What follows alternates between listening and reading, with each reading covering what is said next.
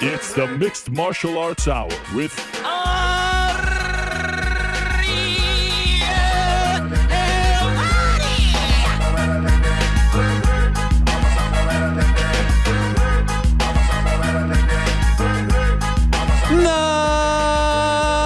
Mixed Martial Arts Hour is back in your life on this Wednesday, November 23, 2022. I mean, just look at this studio, my friends. This is amazing. Look at all these little trinkets. Look at this set design. Look at that custom intro. Look at the custom bug right over. Let's go Bottom over here. right. Bottom right. Bang. Look at that. All thanks to our good man, GC. No one better at set design than GC. Quite frankly, I feel like we need to add that to his job description because he's just smashing it. Smashed it on Halloween Day. Here we are, the day before Thanksgiving, festive time. And yes, do not adjust your clock. We didn't fall back 2 hours.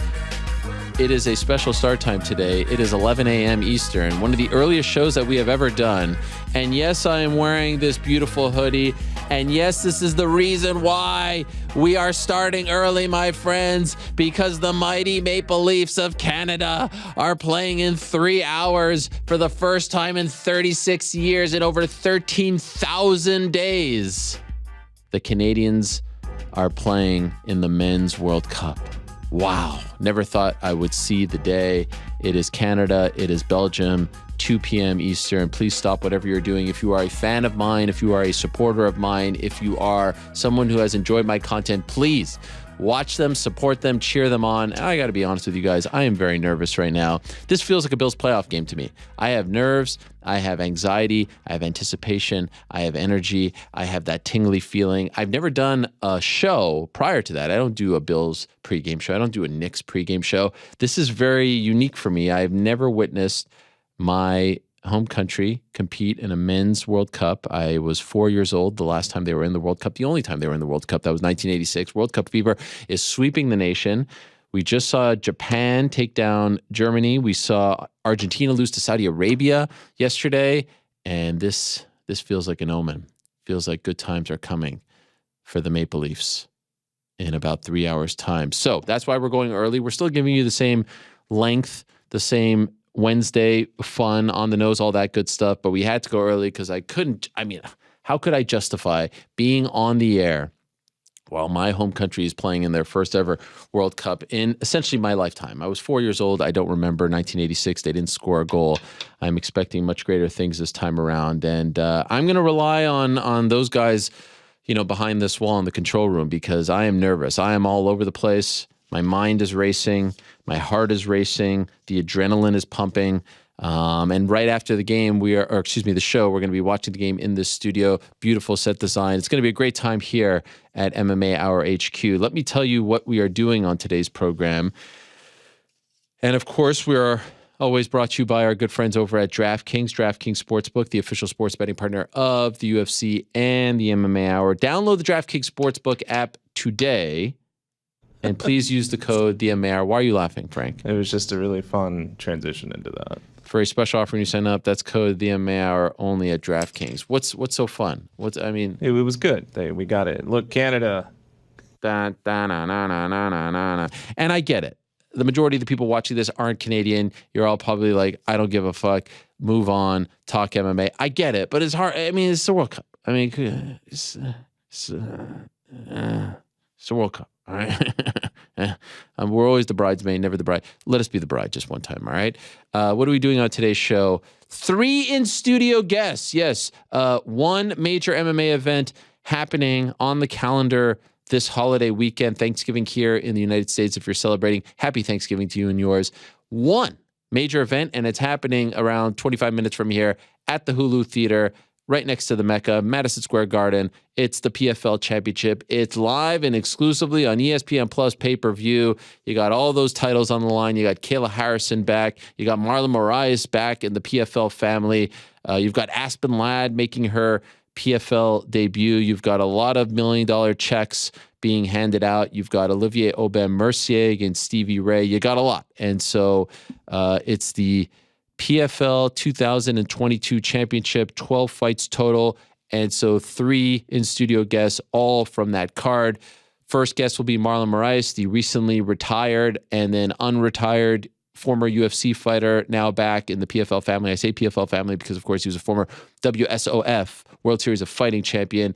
He was supposed to fight the also recently departed UFC fighter Shane Burgos. Burgos got hurt. It's now Sheymon Moraes, a rematch of a fight that they had many moons ago. And so now Marlon Moraes is back, looking to get his career back on track. He has lost his last 4 fights in a row, and, you know, been tough sledding for him, but he's looking to turn back the clock. He beat Sheymon Moraes back at World Series of Fighting 22, headlined by the great Husimar Palhares against the Twitter justice warrior himself, Jake Shields, good friend of one Elon Musk, back in August of 2015. I remember that card. It was the same weekend as Ronda Rousey versus Betch Correia. What a different time that was. And now they're fighting again on the PFL Championship card, prelims, this Friday at Hulu Theater. Then we'll be joined by Brendan Loughnane, who's going up against Bubba Jenkins, probably the, I guess you could say, like the most volatile matchup, if you will. No love lost between these two guys. Should be interesting. Both guys trying to get that milli. Looking forward to have Brendan in studio. The pride of Manchester. I wonder if he has some thoughts on Cristiano Ronaldo departing Man United. And then we'll finish things off with Kayla Harrison, who, of course, is going up against Larissa Pacheco. Third time for her, trying to become a champion once again. She's on fire. We're on fire. The MMA Hour is on fire. We also have to answer your questions on the nose, as we do on Wednesday. We got a ton to get to. No time to waste. Let's go to the Parlay Pals first, my friends, because we got to make our picks for this Thanksgiving weekend. Ah, yes. What the fuck, man? Are you serious? Uh-oh. You're wearing a fucking Belgium jersey? What the? Good. Unmute his ass. No, mute his ass for life. That Connor, say something. What is it, the turkey hat? The fuck? I actually feel like this is like you spitting in my face right now. What? I'm so fucking hyped. Do they play today? Oh my God. Dude, Man. Here I am showering you with praise. Thank you. I appreciate that. And you show up and very sneakily did not wear this. What the fuck? Explain yourself. I mean, this is just a wardrobe. It just this is a coincidence. I'm about to. I wear my Romelu Lukaku jersey pretty frequently, and You're not wearing that while we're watching. no.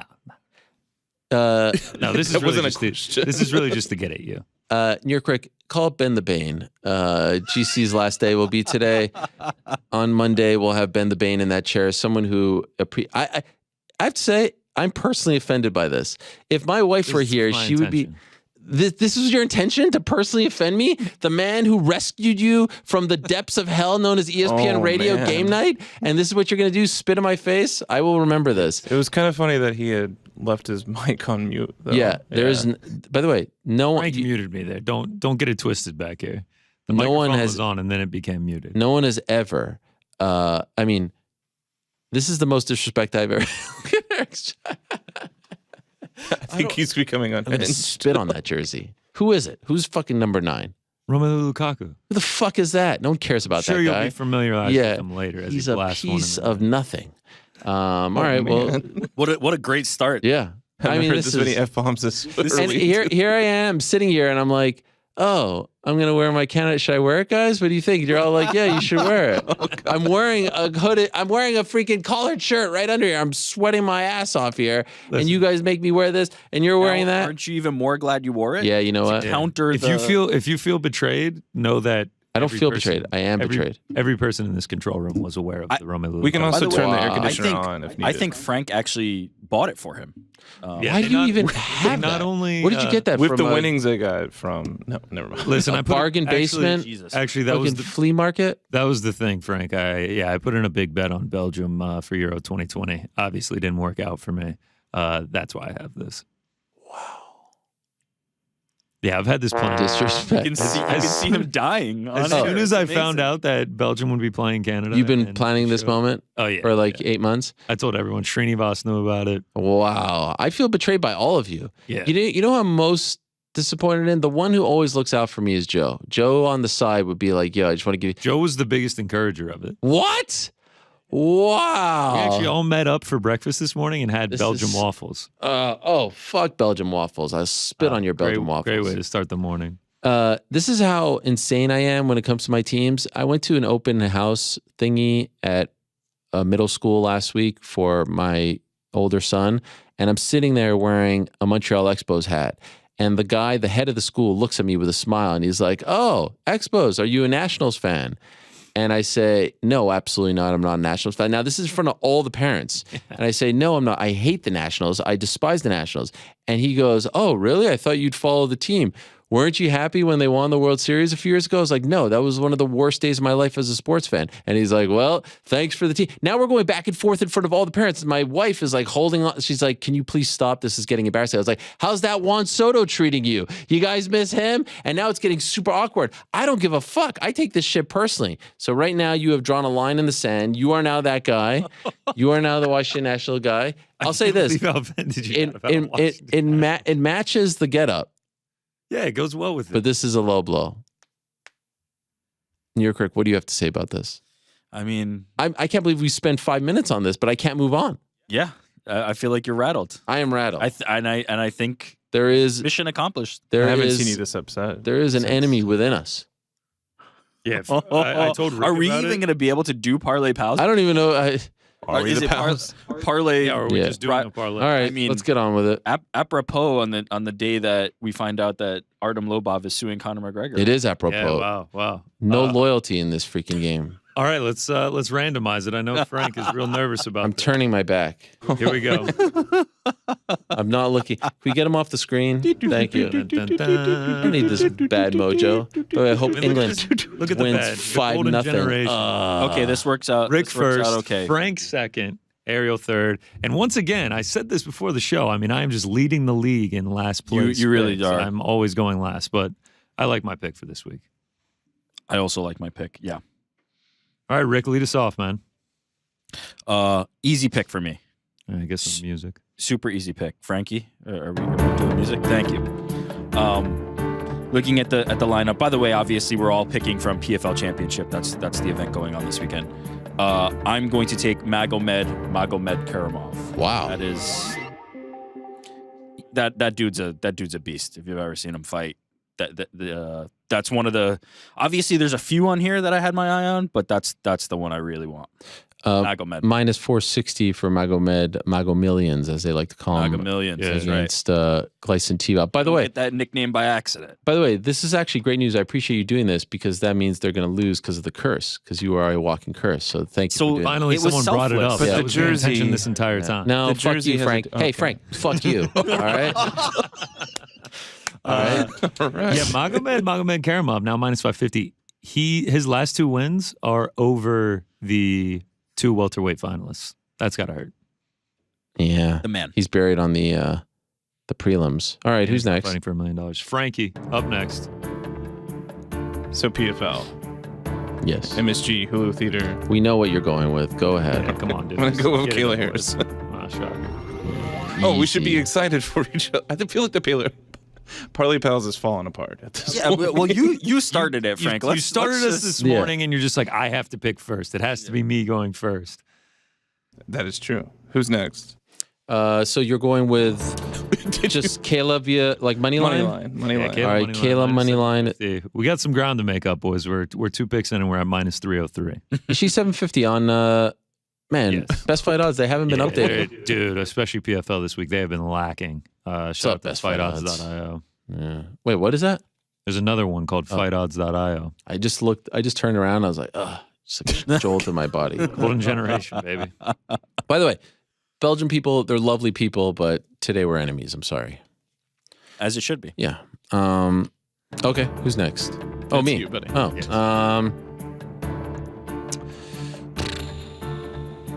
I'm looking at Aspen Ladd minus 225, but who knows? Is she going to make the Yeah. weight? You know, it's a bit of a weird one. I'm looking at, there was another one that I was looking at. OAM.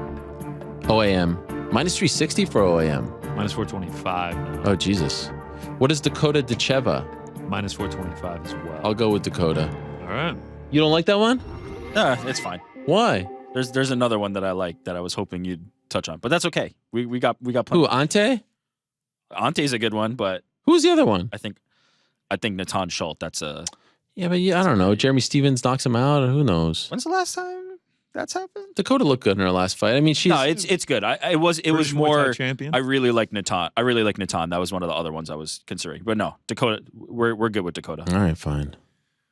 All right, that brings us to me. I'll finish this off here. I mean, we just mentioned him. Ante Delija. Yeah. Just a few months ago, fought his opponent, Mateus Scheffel. Wait, was that even a pick? I thought you were just like it was running down. I pushed the wrong button. Yeah, that was a little premature there. I was kind of leading it up. Yeah. Delija fought Scheffel back in April. Was a minus 700 favorite. Knocked him down in the first round. Knocked him out in the second round. Now they are rematching, and currently on DraftKings Sportsbook, he's at minus 285. It's such like a head scratcher that I'm starting to wonder if Vegas knows something that I don't know. Like I don't know how you go from a minus 700, knock the dude out, and then you're only at minus 285 6 months later. But I'm going to ride with him because I think this is a good matchup for him, and we'll bring that parlay to plus money. Ante Delija minus 285. That brings us to plus 123. Oh yeah. Look at that. By the way, can someone look into this? Like when you go to YouTube.com right now, it doesn't have us as live, and it doesn't have us even on the side like that. There's that like live thingy flashing. Are we Why just is looking that? at this? Oh, mine says live. We're definitely Yeah, live. I've got. No, it says live if you go to our page, but if you just go to YouTube.com and you subscribe to MMA Fighting, it doesn't have us as live right now. Does it like if you go to YouTube.com right now? Are we on the Yeah, it front? says Joe just showed it. We're good. It shows us as one of the options, Yeah. and it has like that flashy thing. Yeah. Flashy thing. Yeah. Where? I want to see. Show me your Bottom Show me right. your screen.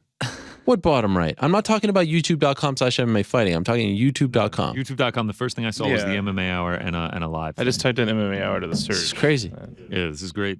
This is Listen, great. you're rattled. It's okay. We'll get there. This is We'll one get of there. the worst days of my There's life. some. There. I have gotta- to say, I now got- that I'm on the channel, shout out to Brandon QFG in the chat.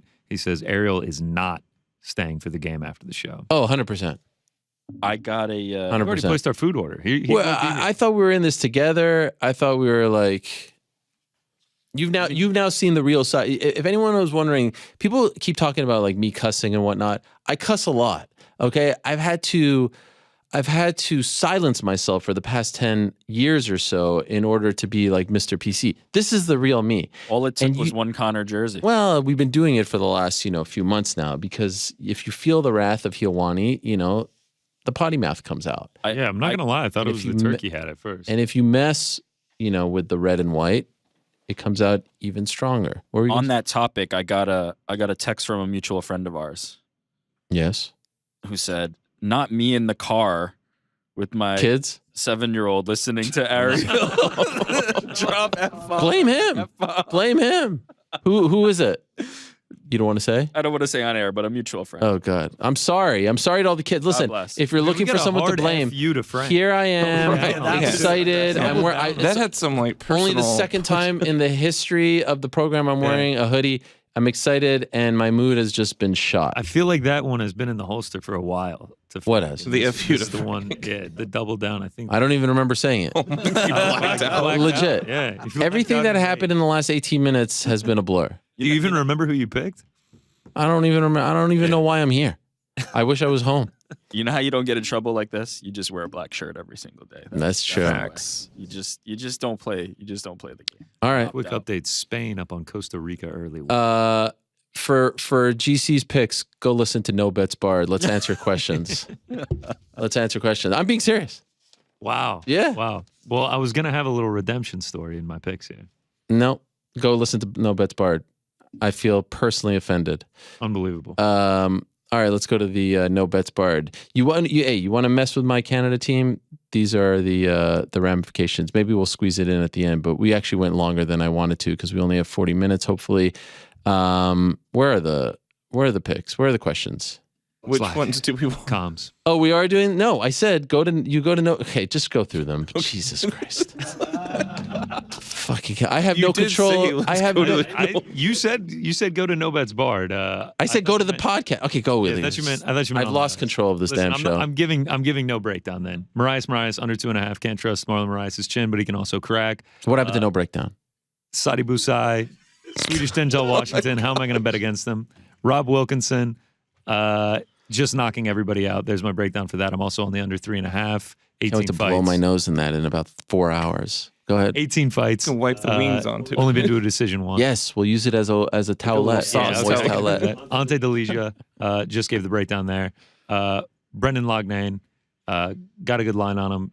He's becoming an even wider favorite. Stuff the takedowns. That's how he gets it done.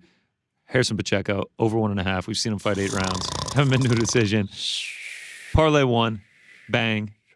Parlay 2, bang. And then last but not least, Yeah, thanks for all the audio listeners listening to this. Bang. Oh, great. Can't wait to drop some money on Bang 1 and Bang 2. Magomed Karamov, Dakota Jacheva, Olivier Aubin-Mercier, Ante Delija, Kayla Harrison. That is what I meant by bang. And then last but not least, a little redemption, just a little redemption here, just because Too I'm little, not too for late. you.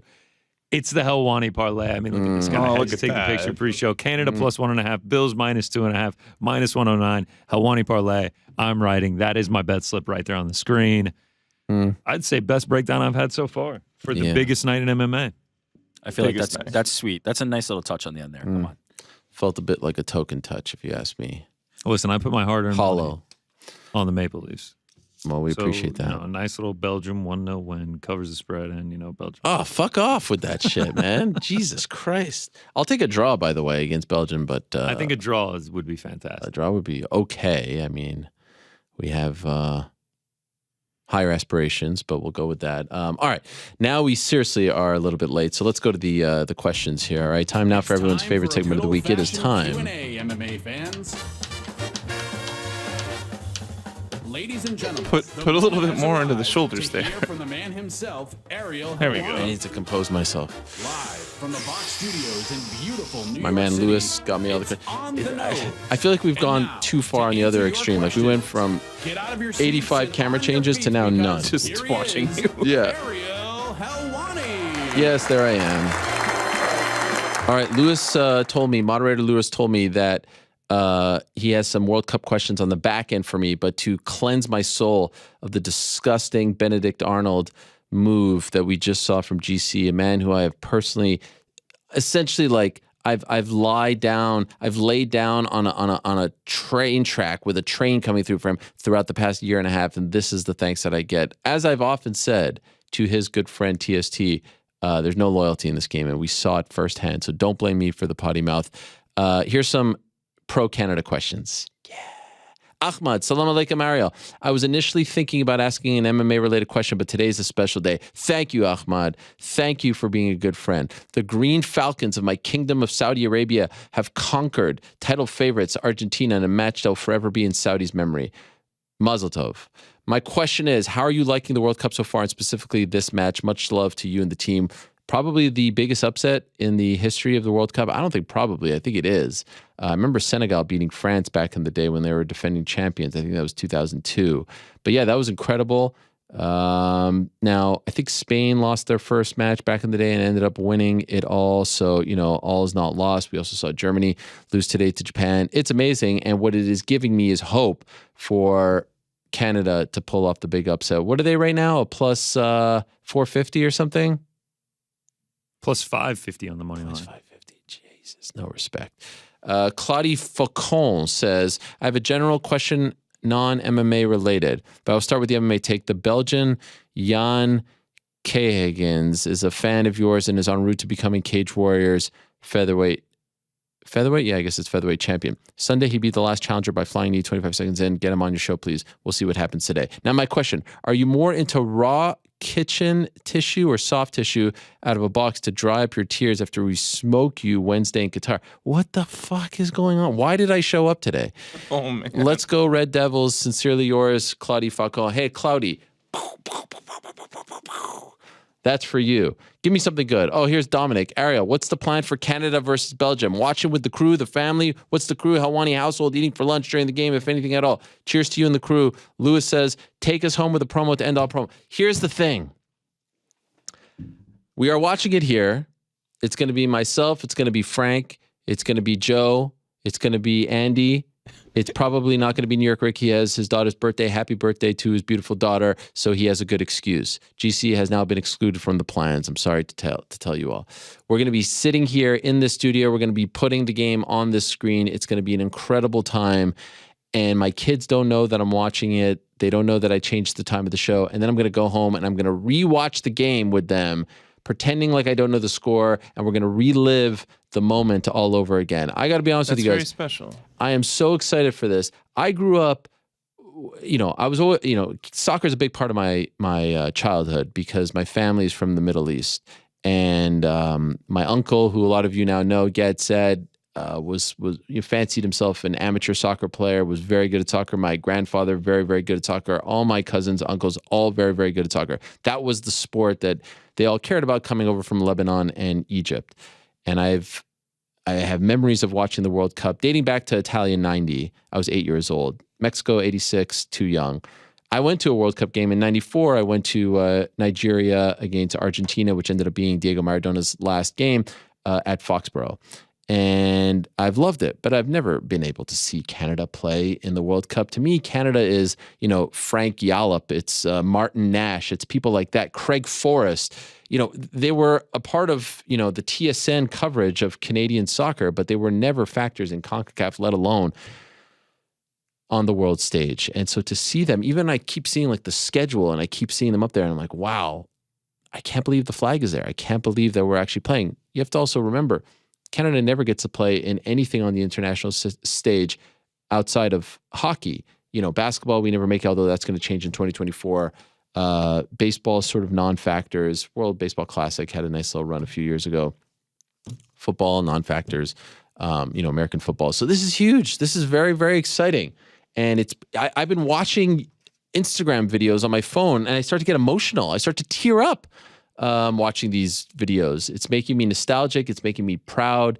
It's making me very, very, very, very emotional. I am honestly extremely emotional about all of this, and it really means a lot. And it's very exciting that my kids love soccer. We were opening packs yesterday, thanks to our good friends over at Panini, and we got a Alphonso Davies and a Jonathan David and a Kyle Larin, and it's all very exciting. So can't wait. I think 5 players play for Montreal and MLS that are on the team. So that's exciting as well. I'm just super, super pumped up. Okay, I know you don't want to hear me talk about this and I don't want to take advantage of the platform. So let's keep going. James, what is up, Ariel? So assuming Kayla gets through Pacheco for a 3rd time this Friday, do you see it possible that she slowly starts to decline as a draw? No. Similar to Mighty Mouse because she's so far and above any of her competition that the general public isn't going to tune in for... No. Here's the thing. Kayla is super dominant. She only has like a year and a half left on her contract. Next year, she's not going to be a part of the tournament. She's going to do one-off fights here or there. She gets by Pacheco. She gets by those fights. She's going to be a big-time free agent, and her stock will even be higher, and all will be good. So the more you win, the more popular you get. You don't get less popular. Kyra. Dear Ariel, Kyra here from Canada. Hello. Do you think it would improve the UFC to have certain bouts be solidified as contender matchups before they happen? For example, in sports such as soccer or hockey, we know who's going. Yes, we said this. Remember we said like they should promote the fact that this is a number 1 contender fight. The reason why they don't, I think, is so that, they can hedge a little bit. And if it's a stinker, if it's the result that they didn't want, they don't have to officially, go with that. So they can be held accountable for that. If they promote something as number 1 contender fight, the winner of this is going to fight for the belt, and the fight is a total stinker, or it's maybe a result that they didn't want, now you're stuck. But I would love to see, and I think it would make for bigger fights with bigger stakes attached, and would make us more invested in the fights for sure. Andres, afternoon, Ariel. I want to start off by giving a shout out to New York Rick for calling me a goober clown on last week's On the Nose segment, a true compliment from the legend himself. How about that? Still a goober clown. Wow. I don't even know why. I forget what his offense was. Yeah. But I meet love with love and hate with hate. Yeah. My question this week is regarding Bellator 290. What are your overall thoughts on this being Fitter's retirement fight? Will this be a non-title fight against Bader? No, it'll be title fight. How big will this be for Bellator's growth to be back on CBS for this card. As always, there is no show like the MMA Hour. I don't know. The media landscape isn't what it was 12 years ago. So is it great to be on CBS? Yes. Are they promoting it a lot? Yes. Are they going to promote it even more? Yes. You saw that they were promoting that card even more than Sabatello and Stotts on Friday of this past week. So for sure. But Fedor retirement fight, here's the thing. You want to use the CBS platform ultimately to build new stars, right? That's the point. You want people to see the product to be like, oh, I want to see that guy fight. The next time you tune into Showtime, you watch on social media, this and that. Your main event is a retirement fight. So there's no future there anymore. I personally wouldn't have put Fedor on the CBS card. I would have put him on a Showtime card. I would have put someone that you're trying to build, you're trying to make into an even bigger name. Let's be honest, Fedor isn't what he once was. He doesn't have the same drawing power that he once did. So why even put him there? I get it. He's a big name, was a big name, but don't love the move. Then you have Yoel and Vadim, which is fine. Vadim is the kind of guy that I'm talking about. Unfortunately, he can't really sell the fight, but the resume speaks for itself. Yoel is a name, getting up there in age, not as bad. I'm curious. I heard there's going to be 3 main card fights. We were talking about this on Monday. I'm really curious to see who the third is. Who is the third fight? I hope it's someone that is not just like a throwaway fight, also not an over-the-hill guy, an older guy who's 1 or 2 fights away. I really think it's important to try to put your best foot forward. And if you're putting if you're putting names that aren't going to be around for a while, that are past their prime, that are considered cast-offs, things like that, I don't know if that's putting your best foot forward. Maybe I'm wrong. By the time the fight happens, maybe there's going to be incredible buzz and all that stuff, but this card could have happened in 2012 with the same guys. The top 3 names. That's not great. Abe, hello, my friend. What's your thoughts on the Paulo Costa situation? He claims he recently had contract talks with Hunter Campbell. He's refusing to fight under current terms, money, and has 1 fight left. No deal was reached, but the next day they announced Costa Whitaker. He says there's been no contract bout agreement. Please help me understand this. Does this happen often? If so, how is this even legal? Yes, it happens very often. How is it legal? They could say whatever they want, and then ultimately, we see if it comes to fruition. But it does happen where fights are announced before they're official, or, all the T's are crossed and the dots are I'd or the I's are dotted.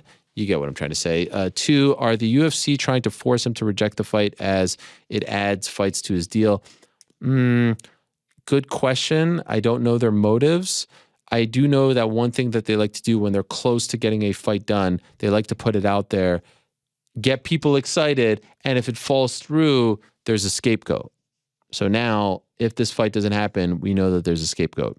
Would it suit Costa to just fight under Rob's current terms, then just fight Rob under current terms and test free agency? Sure, I don't wish to see him leave MMA, but truth is, if Costa was to box, he'd make his biggest ever payday. I wonder. What are your thoughts? Much love, your boy, Abe. He could test it out. Ultimately, I think they just care about this fight and probably think that Whitaker is going to beat him. But it does seem like Costa is obviously getting a lot more comfortable expressing himself, doesn't want to be shackled, doesn't want to be stifled, doesn't want to be under the thumb of any promoter. So it does feel like his days are numbered. We'll see. But I can't speak to their motives right now. Also, we've got 3 more months? Suspect this will be resolved by then. George, Ariel, shalom. What do you think of the recent one on Amazon Prime shows? Their cadence and absolute violence has been brilliant.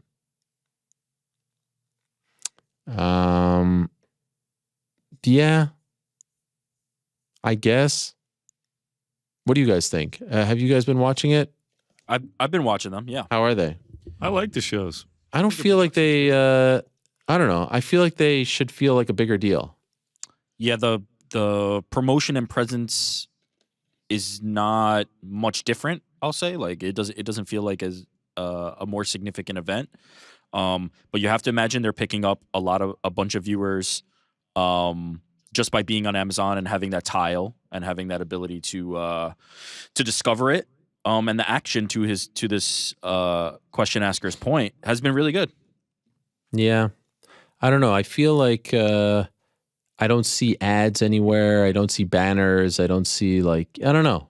The marketing for it is no different, right? It does not feel any more like of a presence where I must watch or must not watch. I agree with you 100%. I hope that they're getting additional viewers in Discovery, as I said.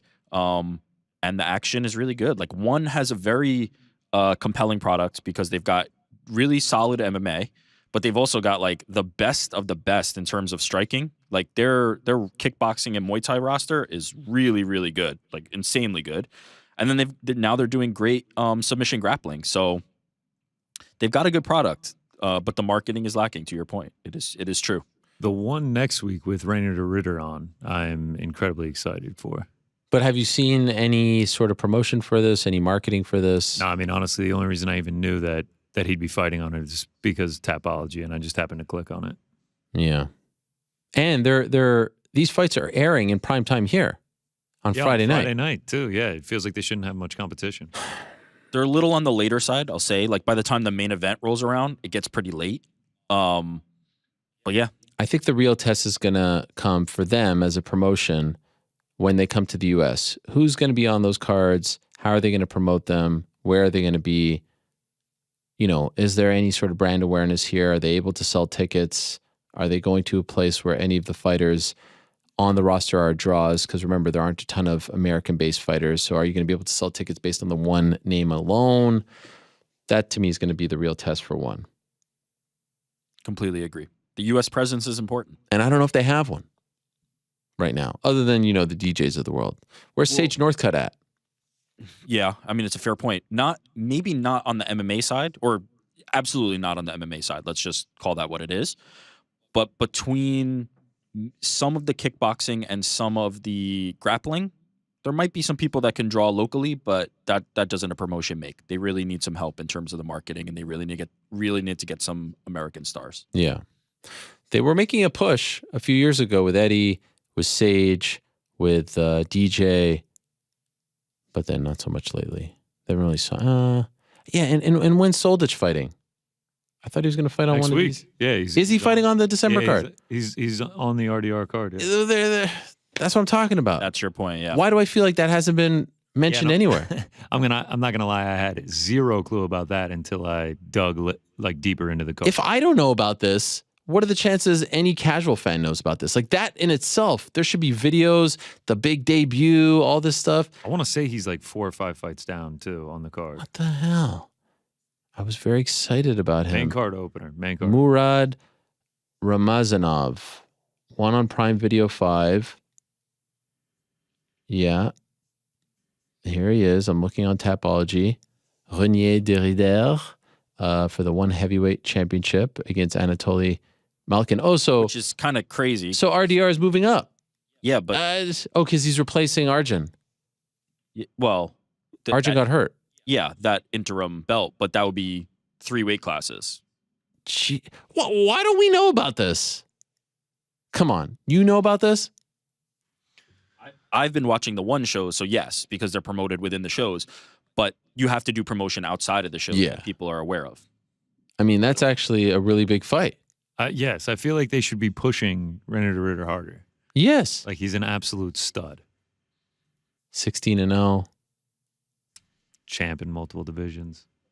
So is he still the champ in those 2 weight classes? I know light heavyweight he has. Jesus. It's hard. You know what's one thing I'd love if Tapology would do? Like, when you click on a guy's name, it would be nice under the details if they had a thing where it's like belts, accomplishments, sort of like Wikipedia, but if they tell you, like, right off the bat, champion in, you know what I mean? In the, like, say, I don't know, championships or accomplishments, and there was like a little logo, one. Current. Yeah. They're adding it. They did add a pretty cool feature where, like, they break down their record in each promotion. That's new. That's pretty nice. Where's that?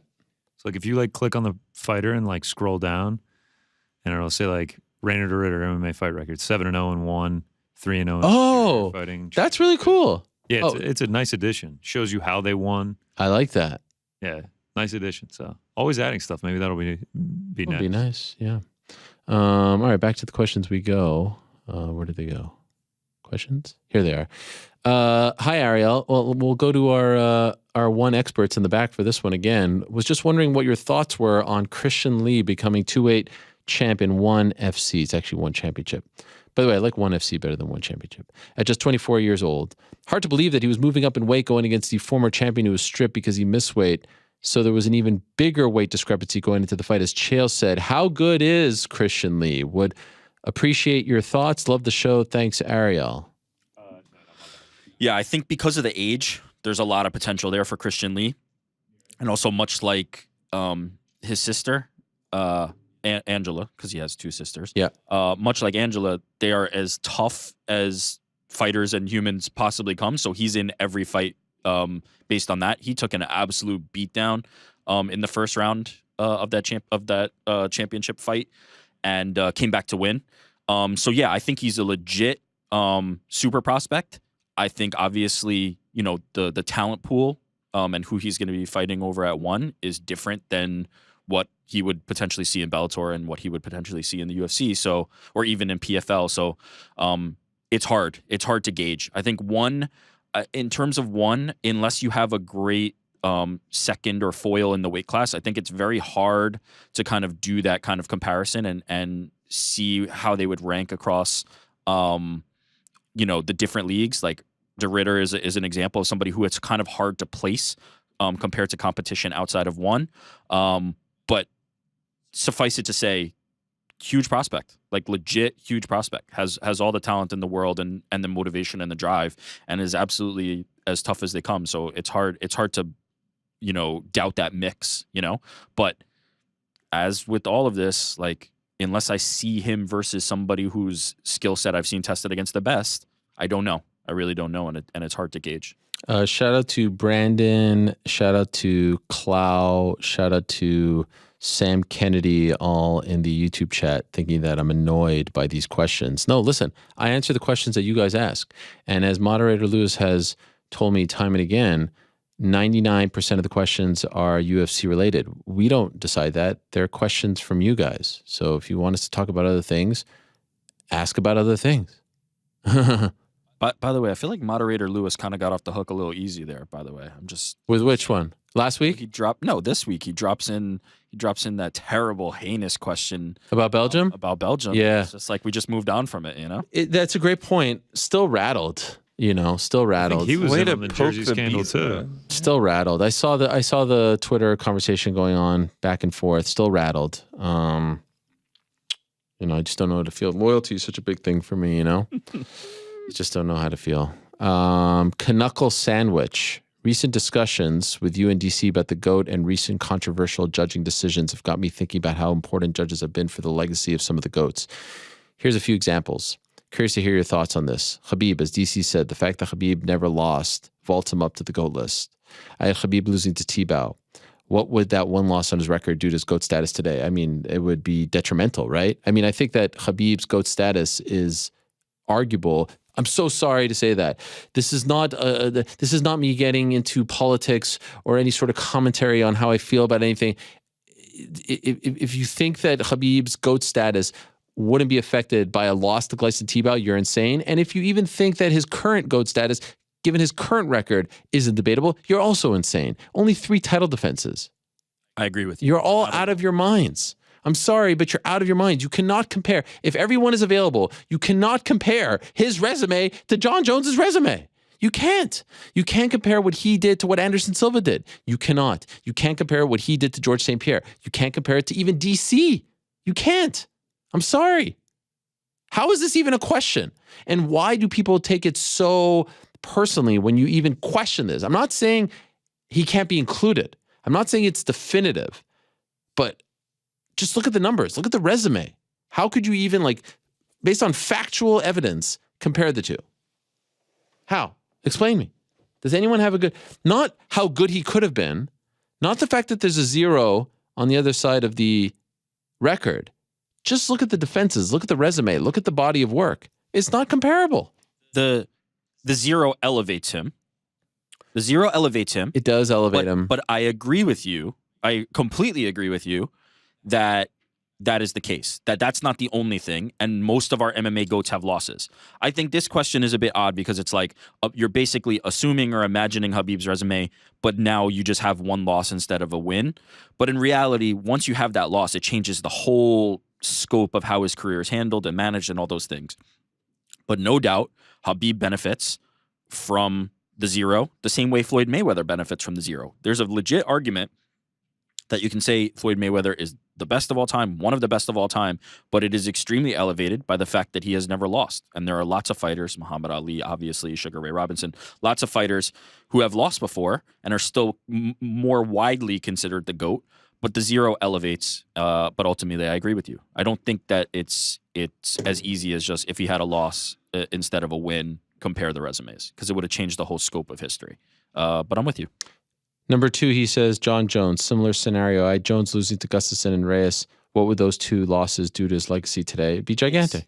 I mean, yeah, but it's so weird to like do this exercise. Right. It just changes everything so much. but I mean, the general answer is yes. If they would have lost, it wouldn't be. then of course it matters. Yeah. Yeah, like if Conor would have beaten Khabib, everything would be different, right? Or name a guy. GSP. GSP has losses on his resume, but his GOAT legacy is partially defined by him going out on top. I had him losing to Hendricks. Yeah, we're doing the same thing every time. Yeah, it's okay. Also, I will say, one thing that I give GSP some points for is lost to the guys, but avenged every loss. Very important for his legacy. Yeah. Very important. Maverick, hello, Ariel, longtime listener, first time writing. With WWE's Survivor Series around the corner, I wanted to present this hypothetical situation. The forbidden door is kicked wide open. AEW invades WWE in a series of segments leading up to the annual November PLE. That PLE is Premium Live Event, but that's on Saturday, so I don't know how that could happen. How could this? I guess he's doing this for next year. At the big show, we have 2 classic old school 5-on-5 elimination style matches, WWE versus AEW. No chance that happens. Who are your picks for each team? Who goes over? Thank you, Ireland crew, for putting on amazing shows. This will never happen. It's an exercise in futility. It will never, ever, ever, ever, ever happen. I do like what they're doing. I do like what they're doing with War Games. I think that's tremendous, but this will never happen.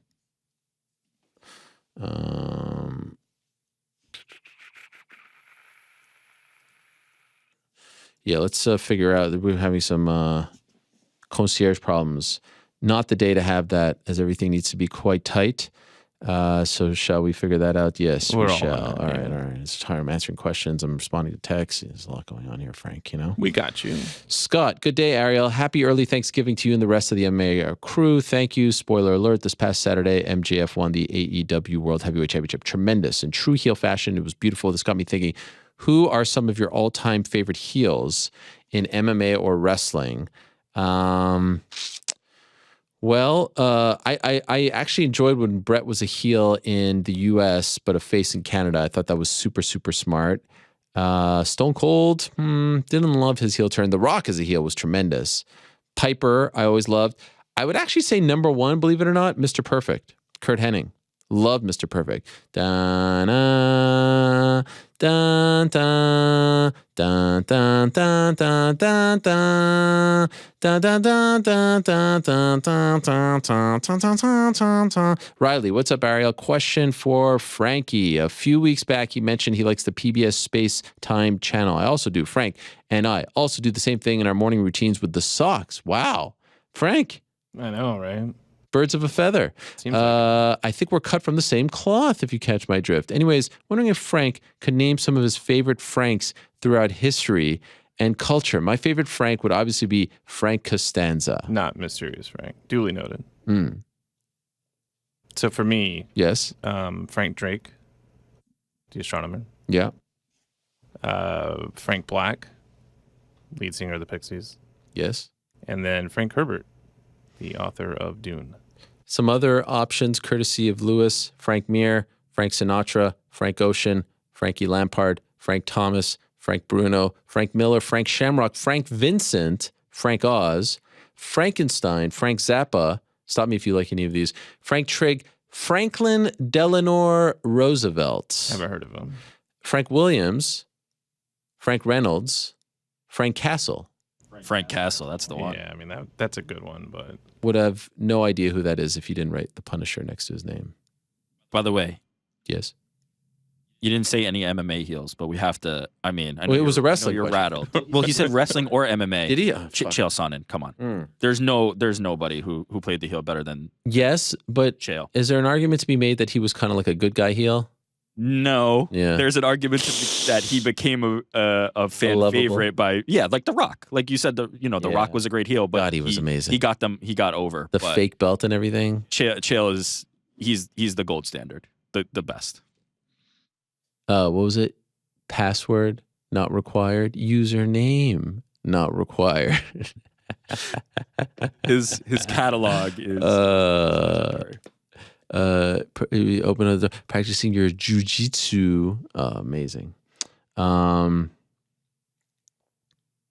Tremendous.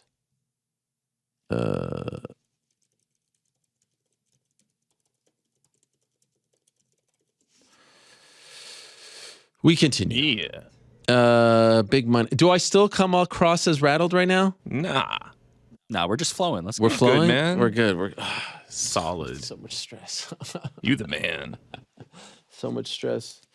Where's my maple leaf? Here it is. Let's just focus in on the great listener questions and Okay. If anyone knows me back there, it's New York Rick, right? Sure. He's been. There wasn't a part of you that was like, Ariel's not going to handle this well. no, we're good. Don't even Do you regret that? even sweat. Tell me you regret it. No, don't even sweat. Are you saying because you didn't know? Was it like did GC go total rogue on us? It was mentioned. It was known. And you thought this would be a good gag? Oh, it's what is it? My place to. I'm so petty. gag You don't poses. understand how petty. You know how petty I am. You've seen batshit crazy Helwani in action. All I know is love wins. Love always wins. There's a lot of love there. Don't worry. Not in the World Cup. Can't beat that. I've been told love doesn't win. Big money. Hi, Ariel. Very important Thanksgiving dinner. Question for you and the gang. What is an appropriate time for the big feast? Ooh, I was actually talking about this yesterday. In the past, I've had relatives that wanted to start the supposed dinner at 4, 3, or even 2. Surely 2 is too early for dinner, right? Also for dessert, apple or pumpkin pie. I know I'll be waiting until after the Bills are victorious this Thursday before eating, unlike Frank, the Bills traitor. Don't know why you guys are Thanks, and I hope everyone enjoys the holidays. That's a great question. I've seen some people start at I feel like 3 or 2. Those are just weird times, no? I have very strong thoughts on this. Okay, go, please. Thanksgiving is an all-day feast. There is no. When does it start, though? in the morning. It starts in the morning. with some mimosas. Yeah, you've got finger foods, maybe some chips and dip, that kind of stuff out all day. Turkey can come out 2, 3. That's fine. I'm good with that because that's one serving. Then by the time 6, 7 rolls around, you're really with the tryptophan, like falling asleep on the couch. You're getting more turkey in, more sides in. There's no bad time. Thanksgiving is an all day feast. There is no. What's your favorite Thanksgiving dish? I'm a stuffing guy. Stuffing guy. Just straight up stuffing? Like not paired with anything He else? just wants to eat the Well, bread. you just want the one dish. I mean, Do you ever call it dressing? I think that's a southern thing. I want to say I don't, but I know there are parts of this country that do. Good on you. I'm not a dressing guy personally. And this whole Stuffing- tryptophan thing, that takes 24 hours to metabolize. So it's really all the carbs that you're Not the way eating. I eat that turkey. I'm out in 2 hours. I'm ready to All go to right. bed. I love a good, if you get a good turkey with a good stuffing and a good cranberry sauce, like that combo, or I say that Sure. trio is tremendous. Not a big turkey guy, like on a regular basis, but Big. paired together. Yeah. It's nice. Pumpkin or apple pie? What about pecan pie? They limited the choices between. I know, pumpkin and but apple. I feel like pecan pie is a very Thanksgiving. For sure. Yeah, for sure. You can throw that on there. Sweet potato pie is also a big one. GC, what do you think? Oh, yeah, that's right. No one cares. I think you said Belgian coffee. Frank, you're in the fucking doghouse too. You little MFer. Yeah. Is there anything else? Like, what do people? Okay, how do we feel about the time? Like the actual sit down. You say it's all day. All day. But when you bring out the turkey, You can bring it out. As I said, you can bring it out 2-3. I'm fine with that. Football's still on. Yeah. You're good. You can bring it out. But then there will be a second meal after. I don't believe in the like. It has to be 6 or 7 p.m. No, whatever that it is, feels Thanksgiving. late. That feels I don't late, like. yeah. I don't like that. What about the sweet potatoes with the not the mushroom it. with the marshmallows on top? 100%. Tremendous. The best. John Beer makes a good sweet potato. Candy You like it with the yams also. marshmallows? Yeah. Love it. Oh, yeah. Well, you don't? I just Too like much? the sweet potato. I don't like the marshmallows. Frank's over here just wearing his socks, putting them on before he gets dressed, eating. No, the not idea eating sweet was that potatoes. I would zone out when I'm putting my sock. You know what? And I like the Bills. Just gonna say it. Questionable. Yeah, I don't know. I'm doubting. Yeah, it's a fun time. You know, when I was growing up in Canada, we didn't really celebrate Thanksgiving. In fact, we didn't even get off from school. But there's a Canadian Thanksgiving. Yeah, Yes. it's So the what do you? second Monday. It's the second Monday in October. And so I went to a Jewish school. We didn't even get off from school. It was Because that. But what does that celebration look like? It's the same crap. Okay. It's turkey. It's But it's like- leaves. But it's just not as. Event? It's not as big of a deal. It's. Correct me if I'm wrong. I'm not an expert, but I feel like it's more about the crops and the harvest and the All farmers. right, so it's Actually, Frank, knowing your stance on Thanksgiving, I feel like you would appreciate the Canadian no, I one do, more than the but it American also one. sounds awfully pagan. Just saying. What are these words you're using? Pagan, Puritan. What is all this? Why are you getting all PC on us? All right. All right. We've already dropped like 40 F-bombs in the first hour of the show. Liam. Hi, Ariel. Following the recent CKB takeover episode, which was excellent, by the way, thank you. It got me thinking about how the dynamics between fight teams camps seem underexplored in MMA. Perhaps promotions could reframe fight teams, almost like stables in pro wrestling. Well, we saw this with the IFL. It didn't really work. Seems that maybe, nah. They don't want to be involved in promoting a whole team because there'll be fighters from that team that aren't a part of the promotion. That's the problem.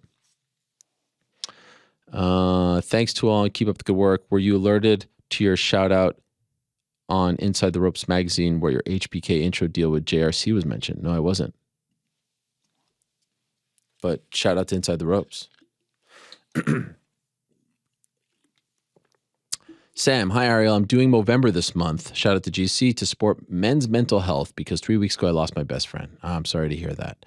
You've long been a role model for me as a man who openly shares without fear about your own battles with mental health and starts these conversations with others. As men, most of us were raised to look down on that and bury our emotions as a show of strength and toughness. For fighters, this seems especially common. Beyond that, many don't even know where to start to get help. So my question for you is this. How did you start to seek help? When did you recognize that therapy could help?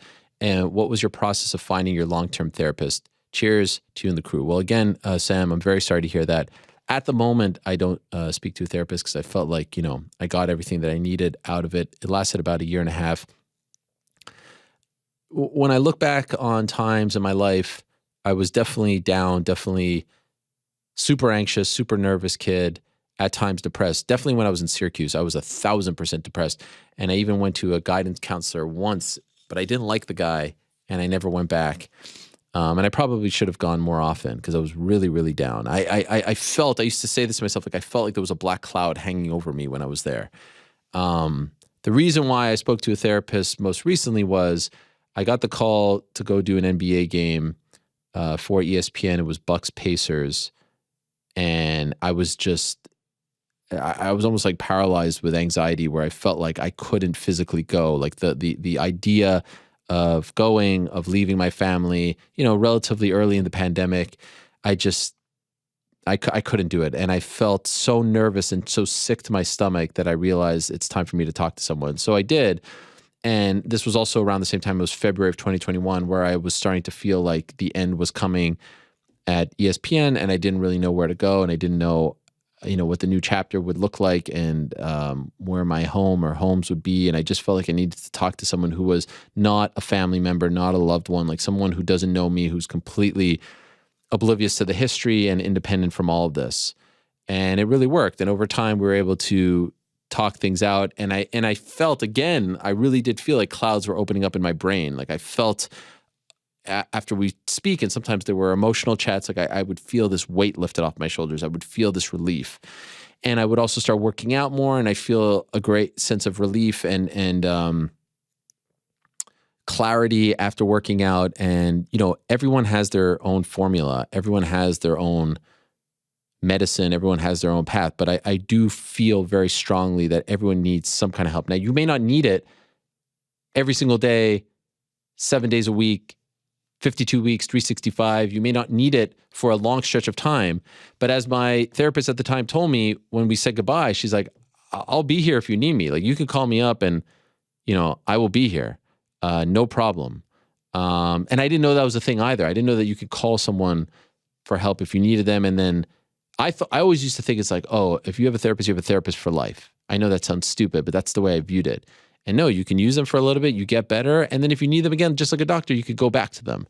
And so to know that someone is there, to know that someone is available, who is not going to judge you, who's going to ask you certain questions to unlock certain thoughts and feelings is very, very important. And so I'm a huge, huge proponent of this. And even on this show, we talk to fighters who are battling mental things, and we're battling different things, of course. They're going through completely different stuff than I am, that you are, that we all are. But the common denominator is it's important to recognize these feelings. It's important to talk about them if you feel comfortable talking about them. It's important to seek help. It's important to go out there and try to be the most healthy person that you can be, both physically and mentally. And sometimes it's tied. Physical health is sometimes tied to your mental health and vice versa. It's just important because, as I said last week, only get one chance at this life. We only get one shot to be here, to live, to experience things. All these things, like all this stuff, I'm excited. The highs and lows of life, the moments, the milestones, the events, all this stuff is irrelevant at some point. It all ends. The music stops. So that's why it's important to appreciate. That's why I get probably too up for things at times and sometimes too down for things. I'm probably a little too emotional. I'm not a little too. I'm probably too emotional about everything in life, whether it's family, friends, work, sports. That's the way I am. And it's the way I've always been. And sometimes it's been to my detriment, but that's just, the way I was programmed. That's a really awesome message, man. And especially before Thanksgiving, the time, this is the time to kind of come together and celebrate. That's really cool. And what you said about, thinking of it as like a lifetime commitment, I think will help a lot of people. Because I can say personally, I've thought of it that way before, is you commit, therapy is like this thing that you have to do forever, that it's a lifetime commitment. I think there will be some people that might go, yeah, I'm listening to Helwani and maybe I'll try this. It's not something where I have to invest forever and change my whole life. I can just get some help. So that was really cool. I feel like you do a much better job than I do, knowing you for so long, almost 10 years now. Actually, more than 10 years, 11 years almost, right? We're approaching the 10-year anniversary of the 10-year anniversary was last year, right? It was December of 2011. Anyway, I feel like you do a much better job of staying even keel than I do. I don't get hot or cold very often. I stay very middle. Would you agree with that? I do agree with that. Yes, I get hot. It has served me well. You get hot and cold, but that's what makes us different, and that's what makes you special in that way. Did I expose an ugly side of myself earlier today on the program? I will say this. I think people are enjoying it more than you exposing. Am I okay for feeling betrayed, or was I taking it too far? I think there was a nice peace offering at the end of the picks. What was the peace offering? A little bit of a confidence with the money bet on the boys. This has really caused a division within the team. And what a tight-knit team we have. I mean, I was thinking on my way to work today, I was like, wow, we're going to hang out. We're going to have some wings. We're all going to watch. Everyone's supporting the red and white. Never been happier to have a commitment that I need to leave for, because I don't want to know. I don't want to see what's going to happen. And then I come to find out we're sleeping with the enemy. No. Listen, the jersey's already off. We're good. Don't worry about it. It's all rolling back here. Any eyes on Marlon? Yes. Oh, he's there? Or not yet? Joe, confirm, eyes on Marlon? Yeah, he's here. Yeah, he's here. We're good. Oh, okay, cool. Getting mic'd up as we speak. Taco Enthusiast says, I've long been a critic of the UFC's business practices, but I got to tell you that I've lost all motivation to follow boxing. Much like you discussed with Bud Crawford on Monday, negotiations between promoters have absolutely demolished the sport, while the celebrity fights certainly bring in eyes. I'm mostly uninterested and just want to watch the best boxers in the world go at it. Sure, if you suddenly inherited $5 billion but could only use it to fix boxing, how would you fix the sport? Simple and straightforward question. I know. I mean, it's tough because even someone coming in with a ton of money is not going to, if I come in and start my own promotion, that's not going to change the way Tyson Fury does business or Errol Spence does business or Al Heyman does business or this guy or that guy. So obviously the best thing for the fans is to have a model like the UFC or WWE. That's the best thing for the fans. Best thing for the fighters, and maybe you could say the promoters as well, is to have a system like they have now where, you know, there's a ton of roadblocks, but in the end, if the fights get made, they make a hell of a lot more money and they have a lot more freedom. But yes, the best thing, you know, they tried to do it with PBC, didn't really work out. Boxing is so far ingrained in its ways, and it's been happening like this for so long, for decades, for centuries, it's going to be damn near impossible to change it. Witness the fact that Dana White himself said he was going to go in and change it and never even got off the ground. Zuffa boxing never even became a thing because he realized, I can't change this. Still love boxing because when the big fights do get made, and let's see, Tank Garcia I'm talking about, but I still think that Spence Crawford gets made at some point. Call me crazy. Why? I still think he gets made. Why? I think that they ultimately make it happen because they often do. It just happens too late. Tyson Lewis happened too late. Losing faith, man. Really losing faith. Manny and Floyd happened too late. Like they often, not always, but often happen. It's just too late. And I feel like this will be one of those. They'll have no one else to fight. They'll realize that their stock is low and then they'll make the fight. The appeal of it is because they're in their primes. We need it. Yeah. We need it. Anyway, let's put a pin in the questions. We got to 17, not bad. But I do believe our first guest is ready to go, right? That's right. All right. This is exciting. Let me take this off. First guest, former World Series of Fighting champion, now making his return to the PFL family on Friday in a fight that is 7 years in the making. My old friend, Marlon. Where have you been, Marlon? I miss you. How are you? Come, give me a hug, Marlon. How are you, my friend? So good to see you, my friend. You too, man. You're the man. My Thank pleasure you so much. to be here. Yes, again. remember you were here many years ago. Yeah, long time ago, man. Long That's a time nice on the- jacket. You I like it? that jacket. Henzo Gracie. I love it. Welcome, my friend. Please come in. New York City. Yes. You know, New You're York back. City. That's right. Atmosphere. Now you're a Henzo Florida Gracie. guy. Yes. Are you much happier in Florida than you are here? No, I was really happy here as well. But at this point, I'm happy. You know, I'm happy with my family and everything, with training. Yes. Life is good, you know. My gosh, Can't a lot of complain. questions. So great to see you back. You're fighting on Friday in Sheymon Moraes. It was supposed to be Shane Burgos. Unfortunately, he got hurt. So now it's a rematch of a fight. But that feels almost like secondary because back in April, you announced your retirement Yeah. from MMA. And then you came back and you signed with PFL. So could I ask you in April, why did you retire? Man, I just wasn't feeling anymore, you know, in the UFC, and things were not going my way, and I just lost the motivation after the fight. I'm always a hard work guy. I train hard for every single fight, and things were not just going my way, you know, and I just couldn't see anything different than a time. I need some time. I need some time with my family. I need some time with myself. I need to see everything that I've done in my career, and this was important for me, that time. And man, I'm here. I'm young. I still got a lot left in me, and the click that I need, that was this opportunity to compete with the PFL, to work for Ray, for all these PFL guys, and be in the new platform, different atmosphere, different people, and new challenges, different challenges. And that's why I moved here. That's why I'm back, and I'm back for good, and I'm happy, and the more important, I am ready. I love it. Can I ask you, when you announced your retirement at the time, was there a part of you that thought, okay, maybe I just really need time off and I will come back? Or did you think, like, had we spoken at that time, did you think, like, this is it, I'm never going to fight again, I'm officially done? Man, fighting, I didn't know, you know. I was in a bad spot, even mentally, and like, man, things were not going my way, you know. I had fights in my hand and I just let it slip it. But man, I know I have the talent, I know I have the skills, but man, I didn't feel like UFC anymore, you know. And for the UFC, I felt like never not anymore. And Okay. the opportunity for PFL or for other organization, I didn't think about. I end up thinking later. Okay. And I'm thankful for Ray Sefo for the opportunity and for the talks and for the. He put in my mind, you know, that I have the skills and that I can compete with the best in the world and might not be it, you know. I have a lot left in me, and I see these guys now, and man, I'm excited again. I supposed to fight Shane Burgos. It's a big name. He was in the UFC too.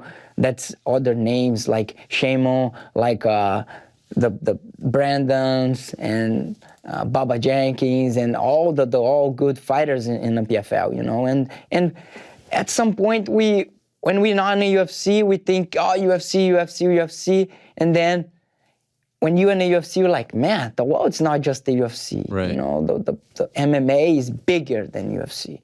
And we have to put in our mind, because sometimes people complain, I fight MMA, but people say, oh, do you do UFC? Yeah. But sometimes we, the fighters, we do that because we want UFC. But fighting, it's I am a martial artist, you know, Right. and I'm going to compete anywhere, and I'm going to be happy doing that. Doesn't matter for who else. Overall, how would you describe your time in the UFC? Was good, you know. I have no complaints about anyone. You know, of course, we have problems. Have people I hate, people that hate me in the UFC. Who can hate you? I don't know, man. Why? But life. You're the nicest guy on the planet. Yeah, but life, it's like that, Yeah. you know. But man, I'm the nicest guy, but that's people in the UFC I don't like, and that's people in the UFC they don't like me. But man, Who are they? Let's name names. I don't- Who are these bad oh, people? man, I I'm don't gonna care. I'm gonna go to Las Vegas right now and beat them up. I know you will. I know you will. But man, it is what it is. I have my family always support me, my friends, and I mean I'm excited again, and I can't wait to compete and show to everyone that I'm still there. So, like, you know, obviously the last few fights in the UFC didn't go your way. After the last one, the fourth one, for you, are you starting to think, like, what is going on? You know, because you had this role where you were looking invincible. How do you even come to terms with that? What is going on in here? Can you bring us inside your head? When you come back home and you're like, what is going on here? How do I... Man, I have to think, like, it's fighting, it's timing, you know? And I kind of lost the timing a little bit. But, man, I know I have to get myself back in the fighting. My brain gotta be in there, you know, and I kind of let it sleep a little bit, and I lost the momentums. And man, this next fight, I'm not saying I have the pressure on me to do that, but I have to be smarter, you know. I have to let it go and use the momentums, and I have to dominate, because if I'm dominant, I'm not gonna be exposed, you know. And I felt like, and I made too much mistakes, and that I wasn't making before. And my timing is back. I feel that training, you know. I don't feel I feel as stronger as any 45er in the gym, and I see that every day, you know. I'm challenging myself every day, and I just can't wait to compete and taste that 145 competition, you know. I think I'm gonna be much better. Any concerns at all about your health? No, man, not about the health. I just think at 45 I'm healthier. I'm not killing myself, cutting weight. Yeah. I was sucking myself too much. I was doing things that I didn't realize. I just realized now, because Like now what? I'm not doing anymore, like sauna every day, you know, like Bad. getting myself down in weight, and I still gotta get myself down more, you know. And it's hard to manage how many pounds it's healthy to cut, you know. You must feel amazing now, right? Yeah, I feel Like great. 2 days before the fight? Yeah, I feel great. Can I ask how much you have to lose? I have to lose a few pounds. A few pounds, but it's not like you're Maybe. sucking yourself dry. And 6 pounds. Okay, But this should be easy? I won't see sauna or jacuzzis, you know. I don't need that. Okay. Just training and thinking, fighting, you know, being smart. And I still have my brain. 2 weeks from the fight, I couldn't think, I couldn't defend, because the reflexes are slower, you know. But now I feel the same. Can I ask one thing I was wondering about? You had such great success with Mark Henry, but now you're no longer with Mark Henry. Did you think about maybe getting the band back together and working with him again? Man, I would love to, man. Mark is like one of my best friends. Yeah, he loves you. Like the way he speaks about you is like his son.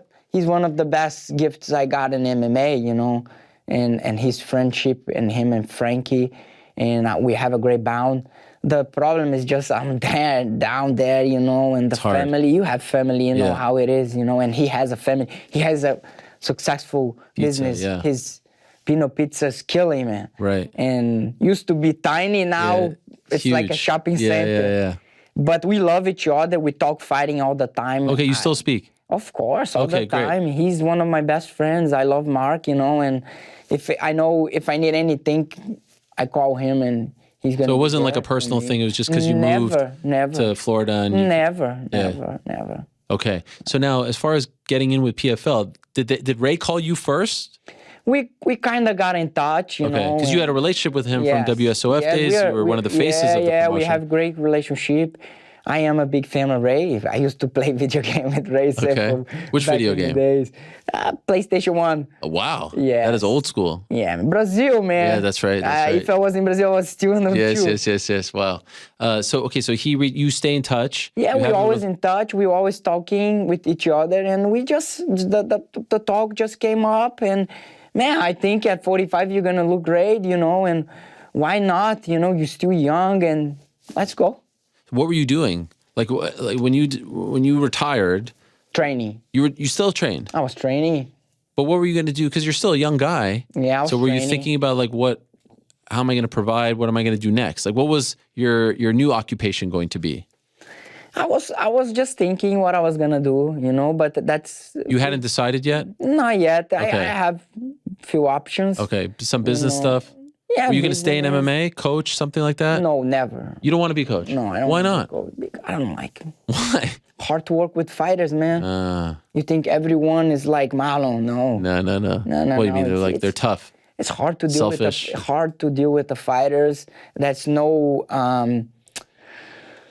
loyalty anymore, man. I know about that. Especially in MMA, and everybody that loses, they try to blame on the coach. But No loyalty in life. I feel like everyone's disloyal. Yes, in life. I mean, it's crazy. You lose, it's your coach fault. You lose, you move your camp. You know, it's not like this. You are the one inside the cage. You are the one competing, you know. You are the one that make the final decision. So we have to take responsibility. And people don't do that. And people not just, I would love to work with kids, teach kids lessons, martial arts, bring them to martial arts. But at some point, if you are competing, you're going to big stage, you move it on because that's not what I want. You would be a great children's teacher. Yeah, I would love to. Have you thought about that? When I moved to US, I used to teach. And Yeah, because you have the perfect demeanor for that. I love the kids. That's how I learn English, with the kids. Oh, wow, really? Yeah. Coach, no rip, coach. Rip. Do your kids train? My oldest trained, my youngest not yet. How old is your oldest? My oldest 8, but he loves soccer. He's like crazy now with the World Cup, texting me, "Oh, Daddy, that was goal." I'm very excited. My team, Canada, today. Yeah, 2 o'clock. David's good, bro. You like this guy? Jonathan David and Alfonso Davies. You guys can do really well. We're playing Belgium at 2 o'clock. I know, but they are kind of older now, you know. You think we have a chance? Yes. Really? Yeah, you guys are tough. A lot of upsets. You see yesterday, Argentina. Canadian guys run like crazy, bro. I know. Marlon, you know how excited I am? Canada's only been in the World Cup once, ever. 1986, I was 4 years old. I don't remember. Sorry for you, man. But this is exciting because we have a good team. I know. Croatia Tough tied team, today. Big guys, you know. I was on a car with my coach right now, and I said, Coach, if I'm playing against Neymar, I'm the coach from the other team, I'm going to get one guy, I'm going to have this guy. Man, you're going to walk with this guy on the field. Everywhere he goes, you go with him. Shadow him. Man, who can do that? You know, a good coach with a strategy, you can win a World Cup like that, being tough.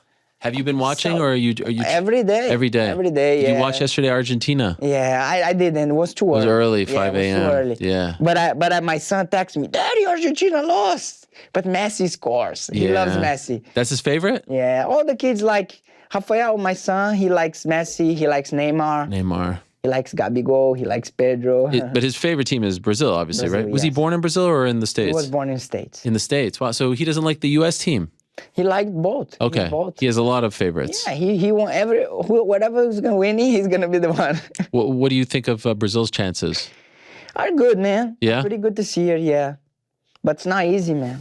I saw yesterday, day before, England stuff. England, yeah. Oof, Spain 6-2. now is 3-0. Yeah. Brazil's don't know. tomorrow, right? Brazil's tomorrow, 2 p.m. Yes. Wow, it's so exciting. Yeah, tough game. We're playing against Serbia. Could be an answer, man. They'll be okay. But there's a weird thing going on where I feel like the old, like the more established teams, the older guys, maybe because it was in season, they're a little banged up. They're losing. Japan beating Germany. Saw that? Just before. Oh, just today. Crazy.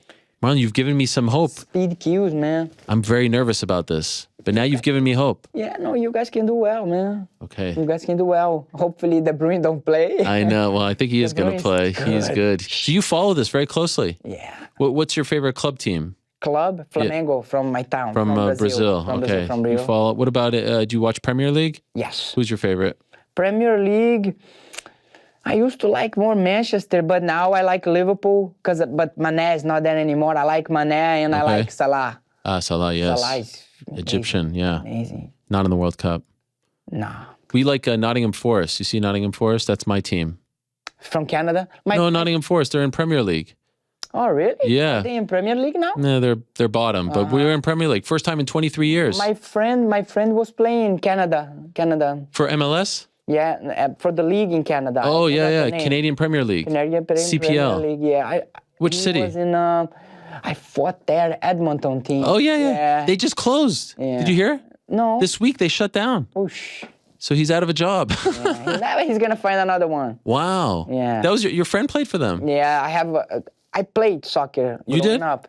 So I played with one of these guys. He was in Grêmio, Flamengo, and now he was playing in Edmonton. Okay. And I have another friend from my neighborhood, Wellington. He playing in North Carolina. Wow.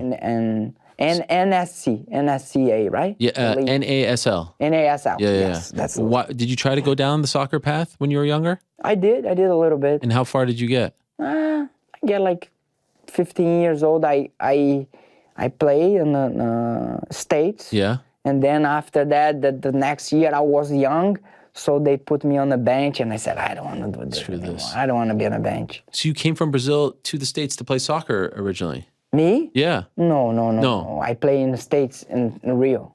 Oh, okay. Sorry. Yeah. Okay. And what position? In the state of Rio, I play in the right side. How right wing.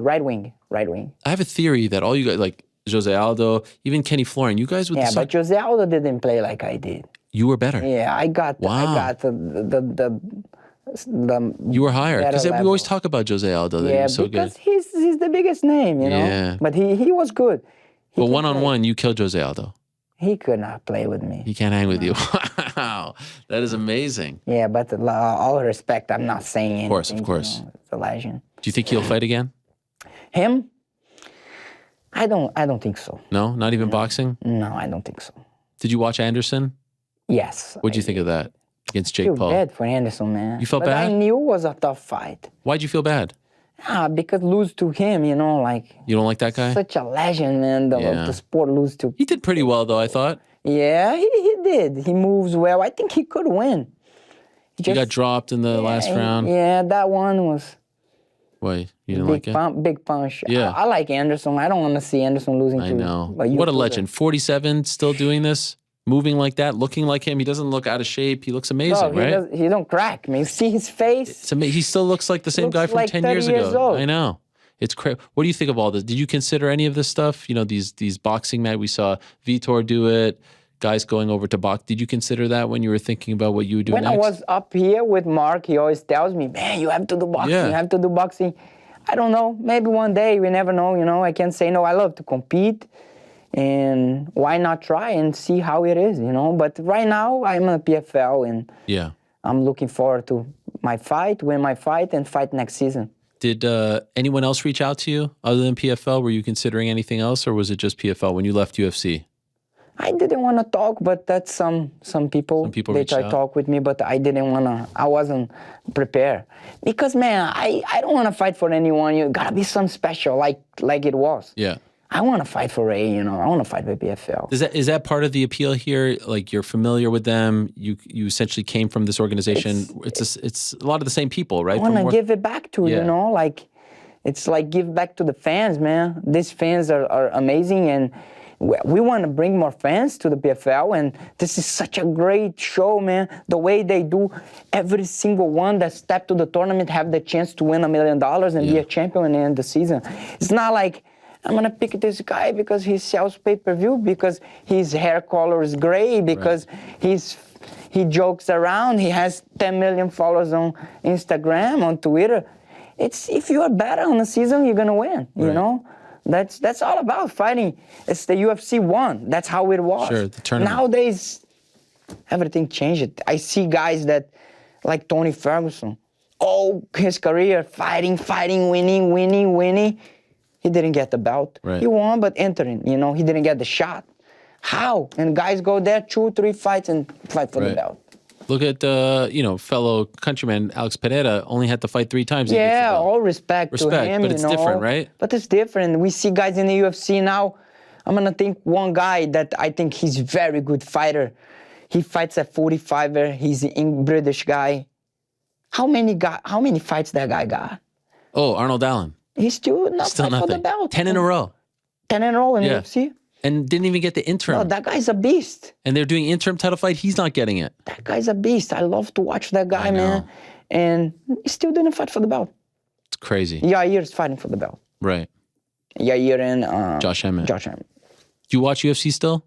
Yeah. Still a fan? I do. Despite the fact, I watch the main fights. the big ones. Yeah, that's a long time I don't watch all the fights. You took a break when you left? No. No. You're still a fan of the sport? Yes, I will always, man, I used to be a kid sitting with my friends like 5 a.m. to watch Pride. Right, wow. And that's how I grew up, watching Pride, watching Minotauro, Anderson, later on, Aldo, WEC, and I'm gonna be honest, I start to watch Pride. First. UFC wasn't in Brazil like it's now. Wow.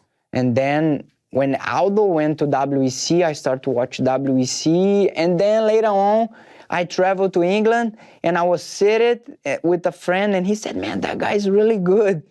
And I think he can win. And I look at who was? Frankie fighting Sean Shark. Oh, wow.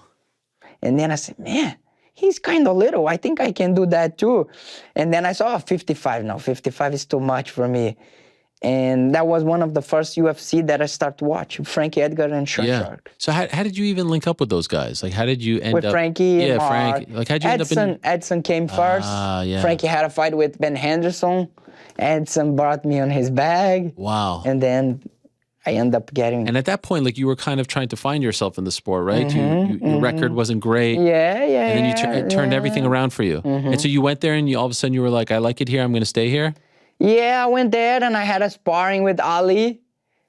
Really? And then I did really good in sparring. You sparred Ali? Yeah. In boxing or in... No, MMA. Ali was an MMA fighter. Yeah, I know. I just didn't know. And we sparred and then he said, man, I think I have opportunity for you. They're looking for opponent for Miguel Torres. And that's how I ended up in the World Series of Fighting. Number 1 or 2? World Series of Fighting 1 or 2? World Series of Fighting 1. That was the first one, huh? Number 1. Unbelievable. That is crazy. What a story. Yeah, now they have probably 100 shows, right? Yeah, with PFL as well. And everything come up together. And do you think they're number 2 over Bellator right now? Right now, no. Right now, I think UFC number 1, Bellator 2, and PFL 3. No, I disagree with you. You think so? No, I want you to say that so that your bosses don't get angry. I thought for sure you were going to say PFL 2.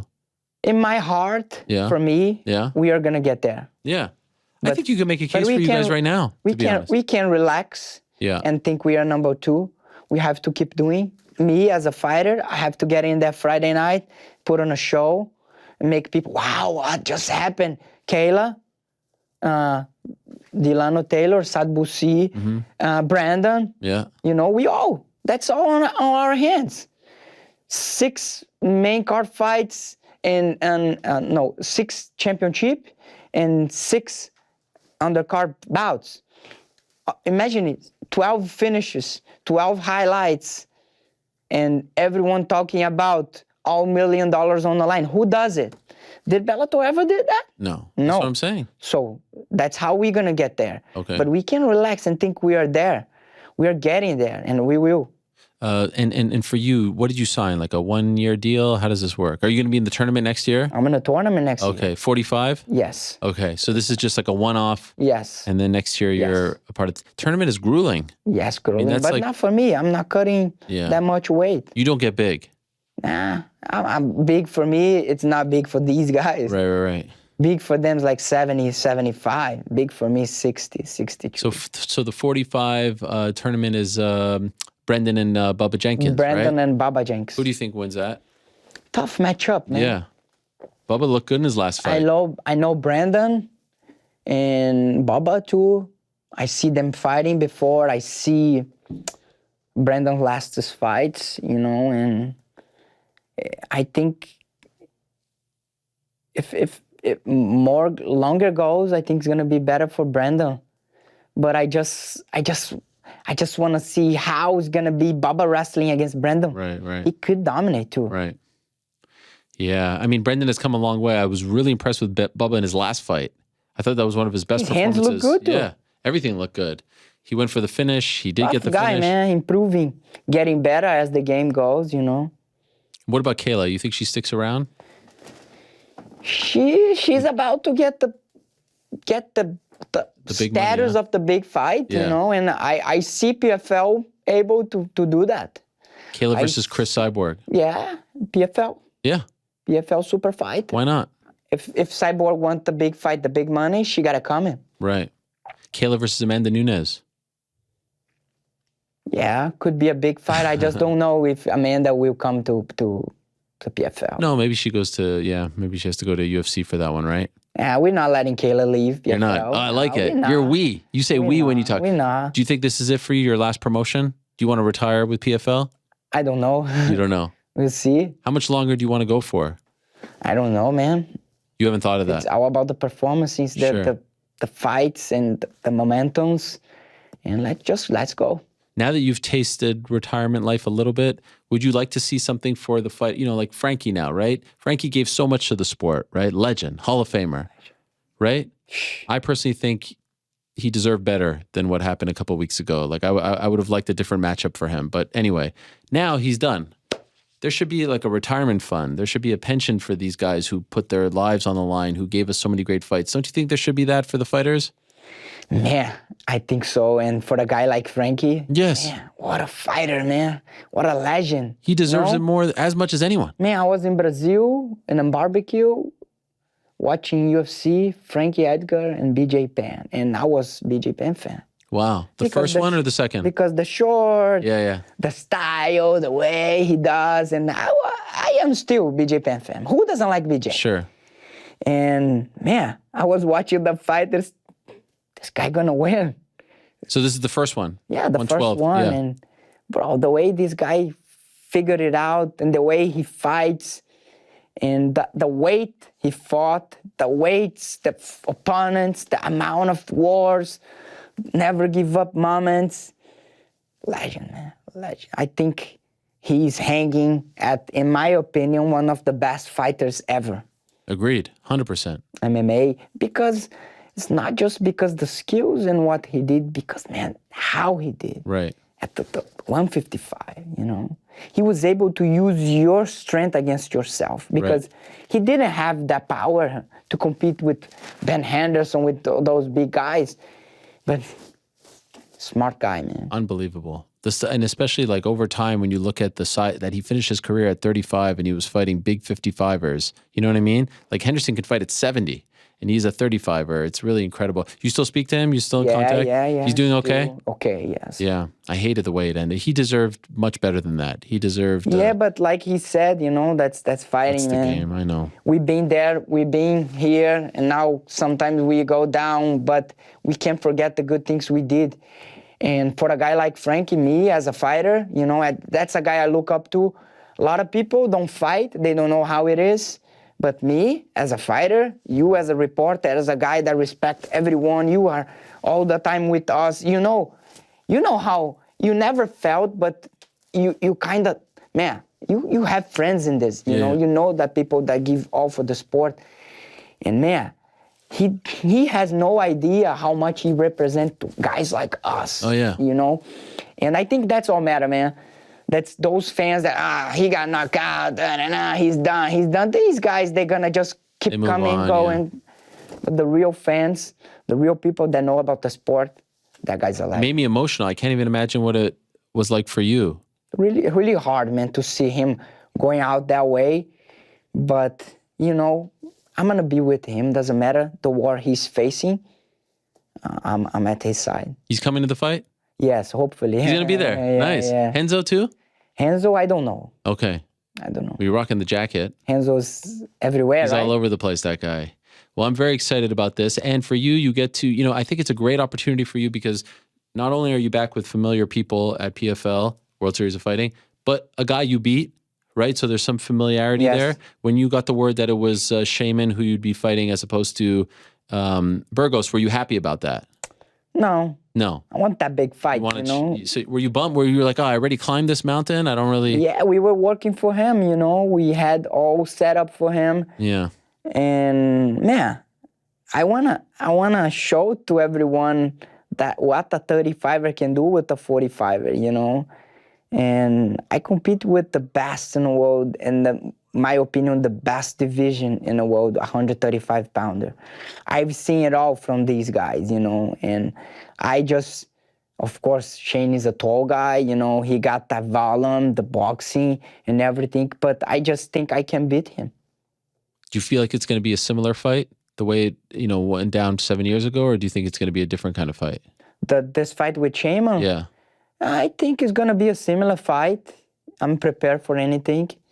And man, I wanna dominate this fight. I wanna take over, take control, and win. Get this win, then you go into the tournament. Next year. Yes. $1 million. Yes, that's easy. That's where's my eyes. My eyes are there. I love it. But I have to say, because it's $1 million, but put that win.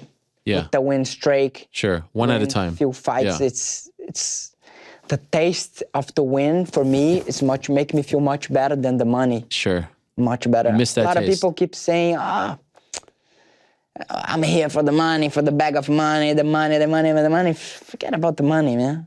I want to win. I want to put on a show. And that's it. I'm getting paid, and to do what I love. I love it. Well, so good to see you again, my friend. So good to talk. I've missed talking to you. Talk with you too. Welcome back. I was sad when I saw that you were going to walk away, but very happy to see that you are back. And I love this partnership with PFL because it feels like you're back home, so to speak. And I think that will do good for you. So you're in the right place, and I wish you the best on Friday at the Hulu Theater. It's going to be great, my friend. Thank you for coming in, so much, Marlon. Man. All the best. My to you, pleasure. My friend. Love that Canadian. Thank you. Thank you for giving me confidence. Yes, you always have a home here on this show. I've been there in Canada. It's a good place. I fought there. I remember. Yeah, I fought there, and I took my family there. Good people. Yeah, good. Close. Yes. You drive there when you go? Of course. Yeah, 6 hours. Me too. When I went there, I drove there. I love it. I appreciate it. So thank you for coming. I'm going to let you in. Here's Brendan. Good company now. Yes, here he is. Brendan Loughnane. How you doing, my brother? Have a good afternoon. Thank you. Thank you, brother. Great to finally be in studio after all this time. This is nice. All this time. How are you, my friend? Thank you for coming straight from the press conference, huh? Thank you for having me. How was it? Oh, it was great. Oh, you're representing my friends at Block Asset. And I'm also representing the Three Lions. We need to talk. We Let's have a lot. go. Can we talk, Brendan? That's why I'm here. First of all, can I tell you the nerves? I keep looking at the clock. 90 minutes from now, my boys in red, you know who they're playing. How's it looking? I'm a little nervous, but Marlon just gave me some hope. He thinks they could beat Belgium. What do you think? Well, listen, after what Saudi Arabia did, anything can happen. Japan too today. You saw that? Crazy. You feel like we have a chance? No. No? Come on. At least he told me we have a chance. Why? Because of Kevin De Bruyne? Who's that guy? He's a nobody. He's not. He plays for that shitty Manchester team. We don't like that. He's not a bad player, though. Let's have it right. Have you seen Alphonso Davies? Jonathan David is coming to your squad. You know that, So right? we just be like a realist there. Yes. We've got Friday. Yes. USA. Okay, here we go. Versus England. Yeah. And me versus Bubba. Could it have felt any better, be honest? Well, you're missing Harry Kane, potentially. Is that Kane? What do we got? There it is. The captain. I heard he's a little banged up. Are we nervous? Listen, we're all banged up. Yeah, we are all Yeah, banged but we're English. Yeah, we are. And we That's get right. it done. I saw you trolling the fans. Someone said, name one thing that, what was it? England's better than the U.S.? MMA. MMA. I had to. It was right there. It was like teed up. Did you watch the match on Monday? Yeah. I mean, it was pretty one-sided. Very one-sided. I think we're looking good, you know. Yeah? I think it could be the year. You think it's coming home? Oh, it definitely could be. You really think? Why does it always feel every like year we they think do this? Yes. Every tournament they do it though. But it does feel like they have a nice mix of like the older guys, the younger old, guys. Southgate. I like Southgate. Do you like Southgate? Yes, yeah. I mean, you know, like you say, the young and the old. You got the old boys in there, but then you got the young fast players. I just think, you know, we've had so many letdowns that it's our time. Come on, please give it us this time. We deserve it. 66 all over again. Oh my gosh! I thought you had it last year. At least you know the Euro Cup that unfortunately again. ended. Yes. Typical England. Right. By the way, what are you going to do on Friday? Are you going to be able to watch, or are you going to be locked in? No, I'll watch. It'll kind of like It's 2 p.m. I think, right? zone me. Yeah, perfect timing. Perfect time. What Yeah, time do you just think you'll chill in. fight at? Put it on at 10 o'clock. Oh, you'll have time. Yeah. So that will give you motivation. They whoop America's ass, and then you go whoop another American's I think ass. it's going to be another Iran type of scoreline. You think so? Do you? No. They got beat by Wales, bro. I know. Wow. You don't think Wales is good? Gareth Bale?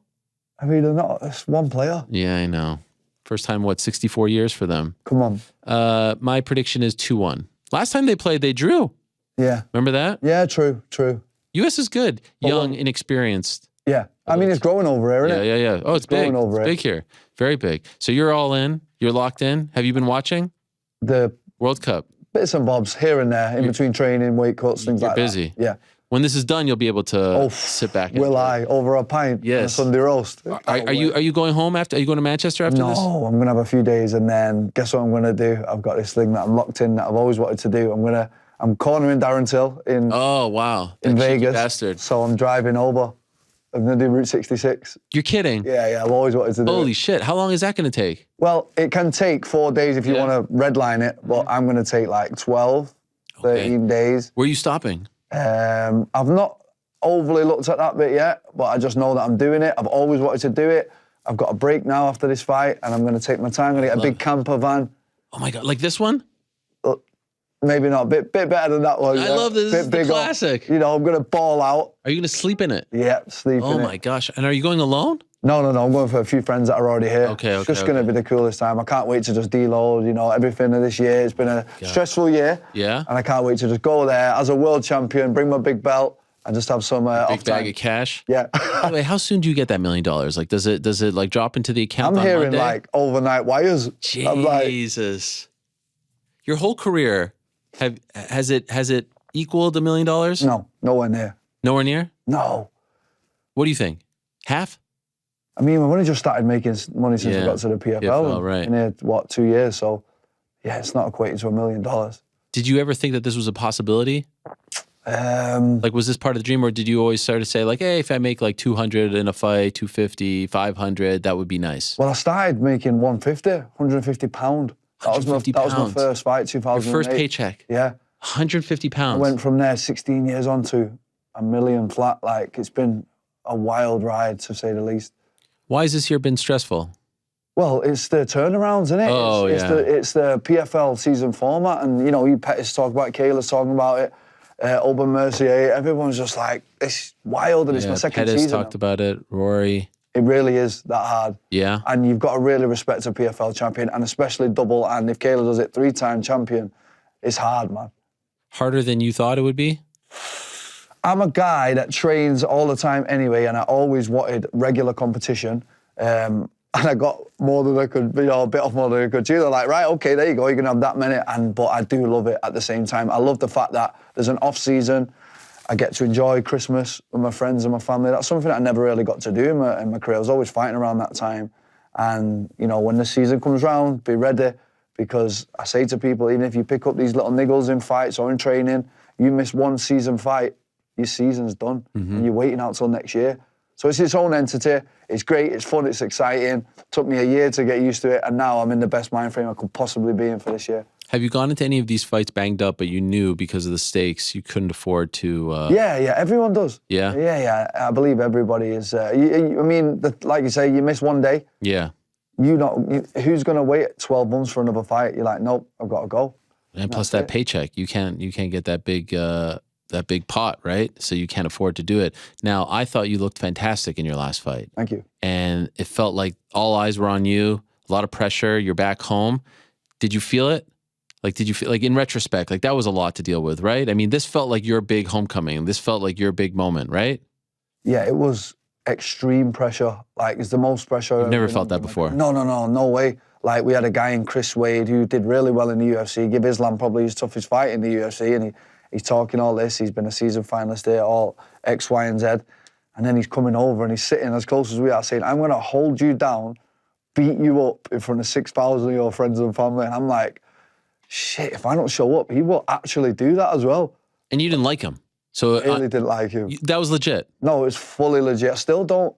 Even after it's over? Yeah, like, I just don't like his character. I don't like the way, we've always had this back and forth since I first joined the company, and, you know, you kind of got it out on this show.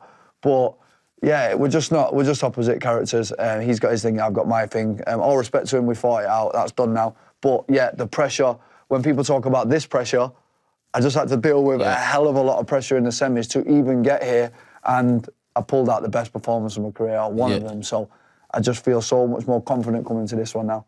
And considering his skill set, right, wrestler, considering Bubba's skill set, does how you performed in that fight give you a lot of confidence going into this fight? Because I think the knock would be, you know, it's kind of gone away, but, you know, that English fighters don't have wrestling, this and that. It's not really a thing as much anymore. But still, like, to do what you did to Chris Wade now against Bubba, I feel like you have to have a lot of confidence going into this fight, considering how the last one went, right? Yeah, I mean, MMA maths don't work. We all know that. It really doesn't, though. Like, I'm like, yeah, but he beat him and then he beat him. Right. No. This is $1 million on the line. This is change your family's life type of shit. So, like, people are going to fight their ass off. And, like, Chris Wade was a prime example of how I can negate and deal with wrestlers. Yeah. And I think Bubba knows that. And he knows he's in for the toughest fight of his night on Friday, toughest fight of his life on Friday. And I know that with the skill set that I brought to Wade and what I've added in the last 8 weeks, I didn't think it was even possible to raise my ceiling at this age and with this experience, but I've raised it again, and I can't wait to show everyone. How do you feel about Bubba? Bubba's cool. Yeah? I don't like fake rivalries, Ariel. Yeah, but so what is this one? How would you describe it? Because I see you guys going back and forth, but it seems a little friendlier, right? I like him. Okay, I'm like, people are trying to drum up some... Yeah. And I'm like, the guy's cool. Like, don't forget, Ariel, like, when we did lockdown fights, we were locked in a bubble for 17 days together, so you couldn't leave. He had his coach, I had my coach. Then you'd be at breakfast with him, dinner and all that. And then he was one of the guys that I got on with. Like, me and him would just laugh and joke. Yeah, and his coach, my coach, everyone gets on. And then we knew we were going to fight. It's inevitable in here. And then when we did, it's like, fuck. And then we're trying to hate each other in the stare downs and all that. But we're like, listen, bro, it is what it is. You don't have to hate somebody to fight your ass off. And that's what we're going to do. But is it easier when you hate him? No. It's not? I don't think so. I really don't. I mean, like I say, 16 years in it, I fought friends, I fought people I hate, I fought great competitors, like, I fought all different types. Like, on The Ultimate Fighter, I fought Mike Wilkerson, and I shared a bunk bed with him for 8 weeks. We were super close. Even after the show, we were going out every weekend together in Manchester. Wow. And then got the phone call, you're fighting each other. So I'm used to it. Right. Because there's some fighters, it was just one last week who told me, and I don't remember who it is now, it was like, Dustin was telling me, Dustin Poirier, that it's easier for him to get up for the fight, to get motivated to train, to really feel like he can perform at his best when there's some sort of tension there, when there's animosity. But I guess everyone's different. But Ariel, do you need any more motivation than $1 million? Yeah. Like, put anyone in there, they're going to need 3 of them. Right. Like, $1 million. You Right. know, what more motivation? You change your whole family's life in one night. What do you think you'll do with it? Everyone says that. Like, what's the first thing you'll buy? There's not one thing that starts. Well, Route 66 is my thing. Yeah. Can't wait for that. And for anyone watching, I'll document it, like, you know, all the cool bits and, you know, from an English perspective. Yeah. And yeah, I mean, it's just having that comfort, right? Like having that security. Sorry, yeah. That's a good point. That's what I said, like, to get up in the morning and just know. Not have to do a 9 to 5 after fighting, invest it correctly and be able to get up, be my own boss. That's what the goal has always been. And not, you know, end up in a job after fighting that I don't want to do because fighting didn't pay the bills. That's the goal. When's the last time you had a 9 to 5? I worked security in Manchester. Long time now. I really threw the towel in and went for it probably about 8 years ago. So Security. What? Like at a club or nightclub, something? Yeah. What was It that like? Actually, a strip club. Was it? Yeah. Oh my It god. was- You might see some crazy characters there, right? It was some of the best times of my life. Was it? Yeah. It was. Why? Imagine I was 17. Yeah. I started the doors. I was this big. I remember turning up for my first day, and the guys like, these are big guys. They're like, but this guy who like everyone respected really vouched for me. He's like, listen, no, this guy's the real deal. But all the other guys are like, what? Really, bro? Like, he looks like a little child. Like, is this guy really going to stop people coming in? And then I earned my respect like that. Did 3 years of it, and then the Ultimate Fighter call came, and then I did little bits in between. Had a gym and little bits here and there. But that was the last time I was full-time employed. Anyone try to test you because they think you're smaller? All the time. Really? Like, they used to get a kick out of it after about a year. The other guys used to get a kick out of it because no one would say anything to them. But they'd be like, I had one time in particular, I was there, stood there, and these guys are saying whatever. And then he was like, did your dad get you a job? Wow. Like that. And then I was like, yeah, he was like, well, you can fight him if you want. And they were like, they just looked at me. I was like, there's got to be a reason that he stood there looking that big, so we'll leave that one.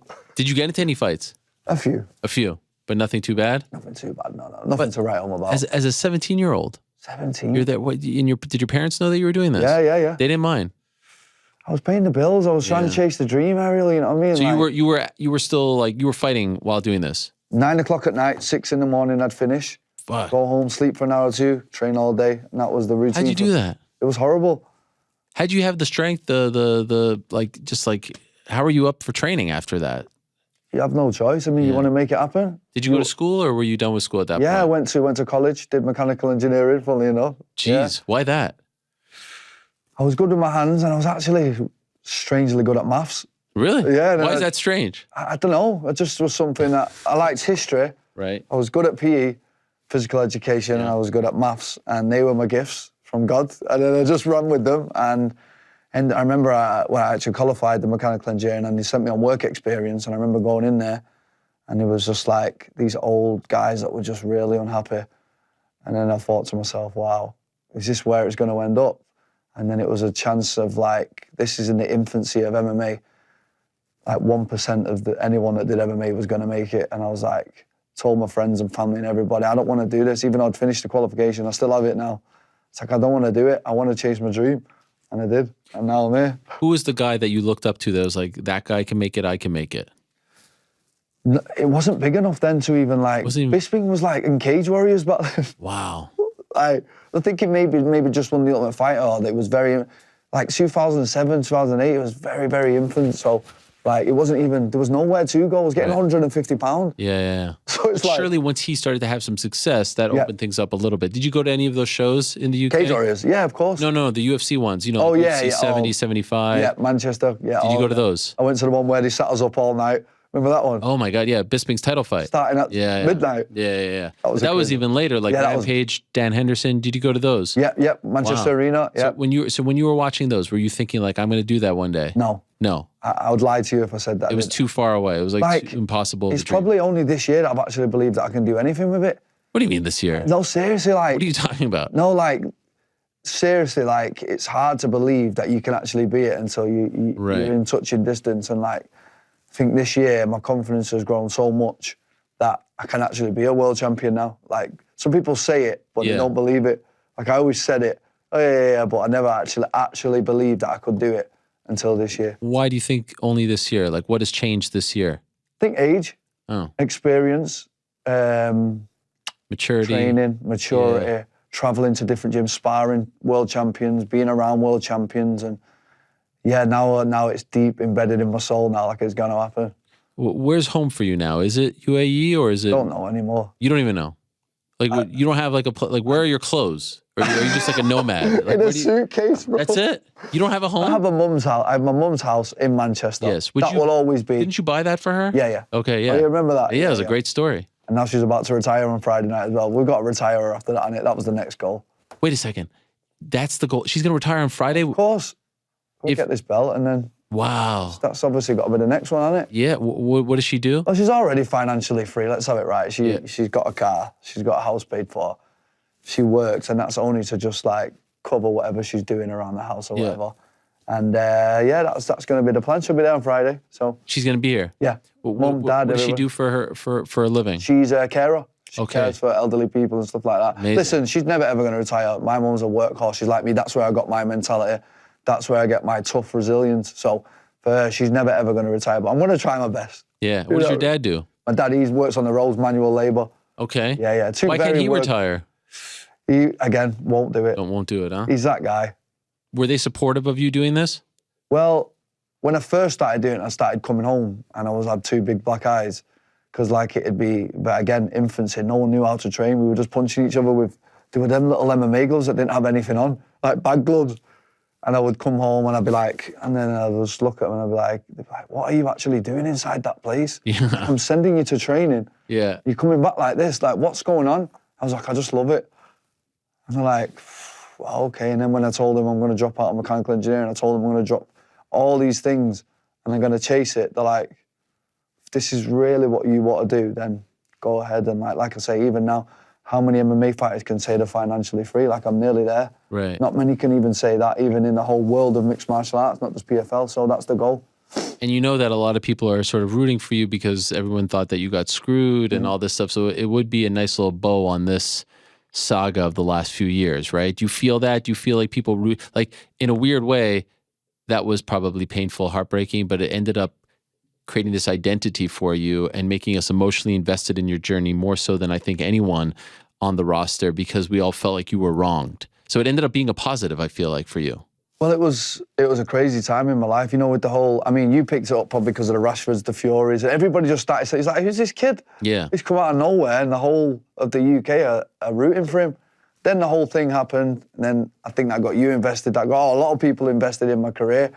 And funnily enough, this fight week is the only time since then that this hasn't really been brought up or it's not been on the forefront. That's good. It's kind of going to the back of people's Now heads you feel like you've created your own story, your own identity, and this is good. You're 3.5 years later. God damn. It's like at the back of the interview now. It's like the last question instead of the first. Yes. So we're making I'm progress. sorry for bringing it up. No. Yeah. I don't get mad about it. Yeah, On that night, it was the worst night in my head, and nothing was going to make that okay. But then people around me were like, trust me, this will work out to be the best thing that ever happened to you. And we're here now. We're 3.5 years later. The world title's on the table. The $1 million is on the table. Looking back at that, Brendan, if you'd have told him you'll go 7-1, you'll be fighting at MSG for a world title, you're going to beat Chris Wade, you're going to do all these things along the way, you're going to fight in London. Yeah. I'd have been like, what? Could I see that at the time? No. But I believed in myself, just kept going. I put my nose to the ground, I worked hard, and this is where hard work gets you. Man. So when you're done, like when you're done with the Darren Till fight and all that, where do you go? Do you go back to Manchester? Where is home for you? I am a nomad, honestly. Really? Like this Route 66. You don't even have like a place in UAE. I thought you had an apartment there. Yeah, I've got an apartment that I rent different. Oh, okay. Yeah. So I've got an apartment in UAE. I just spent the vast majority of the year in Thailand doing training camps.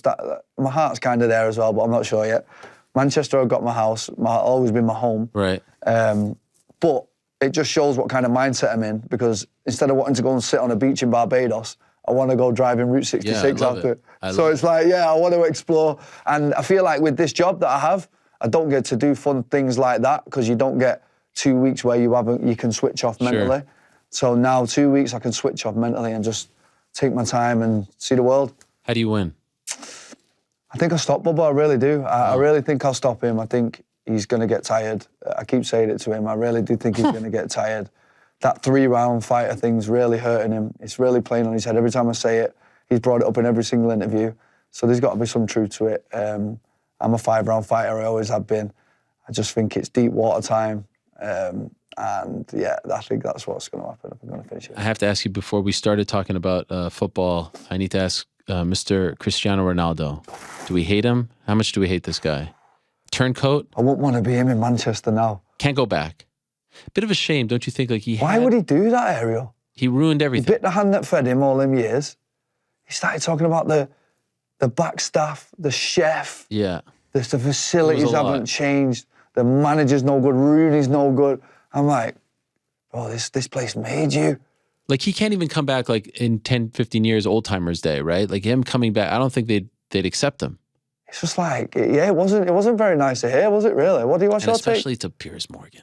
I mean, are you a fan And of Piers was just teeing him he up. loved it. No, he was eating it up. He was eating it was up. so... And also, if I'm a fan of Portugal, I'm like, did we really need this? Did we need this? Well, right you seen the Bruno Fernandes thing? Yeah, oh, tremendous. Turned his back. Like I love essentially- that. Yeah, it's pretty incredible. That guy's a legend. Now he's a Manchester yeah, hero. he's a legend. But like, Did you think it was to try to get, bought out? Did you think that was his end goal? someone mentioned to me that he was doing it for publicity, and he did gain Oh, yeah. how many 100 million Instagram for like. Maybe it was like he's got that power hungry now that he wanted to. And now Bex is going to bring him here. That's what they're saying. Him and Messi to Miami. He's going to end his career in MLS. It's a little bit weird. He's still a great player though. Would you be mad at Bex for that? Beckham's kind of like picks his side. Yeah, he does. You know what I mean? Like, listen, there's some truth to what Ronaldo was saying. We're not all blind. Blazers. Like, yeah, we not had the best time, We're going to sell it. Glazers are up for sale, I'm hearing. Yeah. Let's see. But we'll always be Manchester United. We'll always be the powerful Reds. And whatever will be, will be. And we'll always be the best team in the world and in Manchester, especially. Yeah, well, I don't know, but I mean, the table would say different. It's my squad. You know who I support? My friend plays for him. Jesse, Lingard, yeah, my guy. Very good friend of mine. Hey, I know. I saw him when he shouted you out. Legend. Grew up with Jesse. You actually grew up with him. I actually grew up with him. What His a whole legend. family came to my fight in New York last time. His mum, his dad, his brothers. Yeah, Can I tell you a he's always story? busy with. Yeah. Well, he's playing great lately. He's been getting some chances. They were keeping him on the bench, which I wasn't happy about. Yeah. But I went to Cardiff in early September to go to a WWE show because I do work with BT Sport. Yeah. Right before, I noticed that Nottingham Forest was playing at Man City.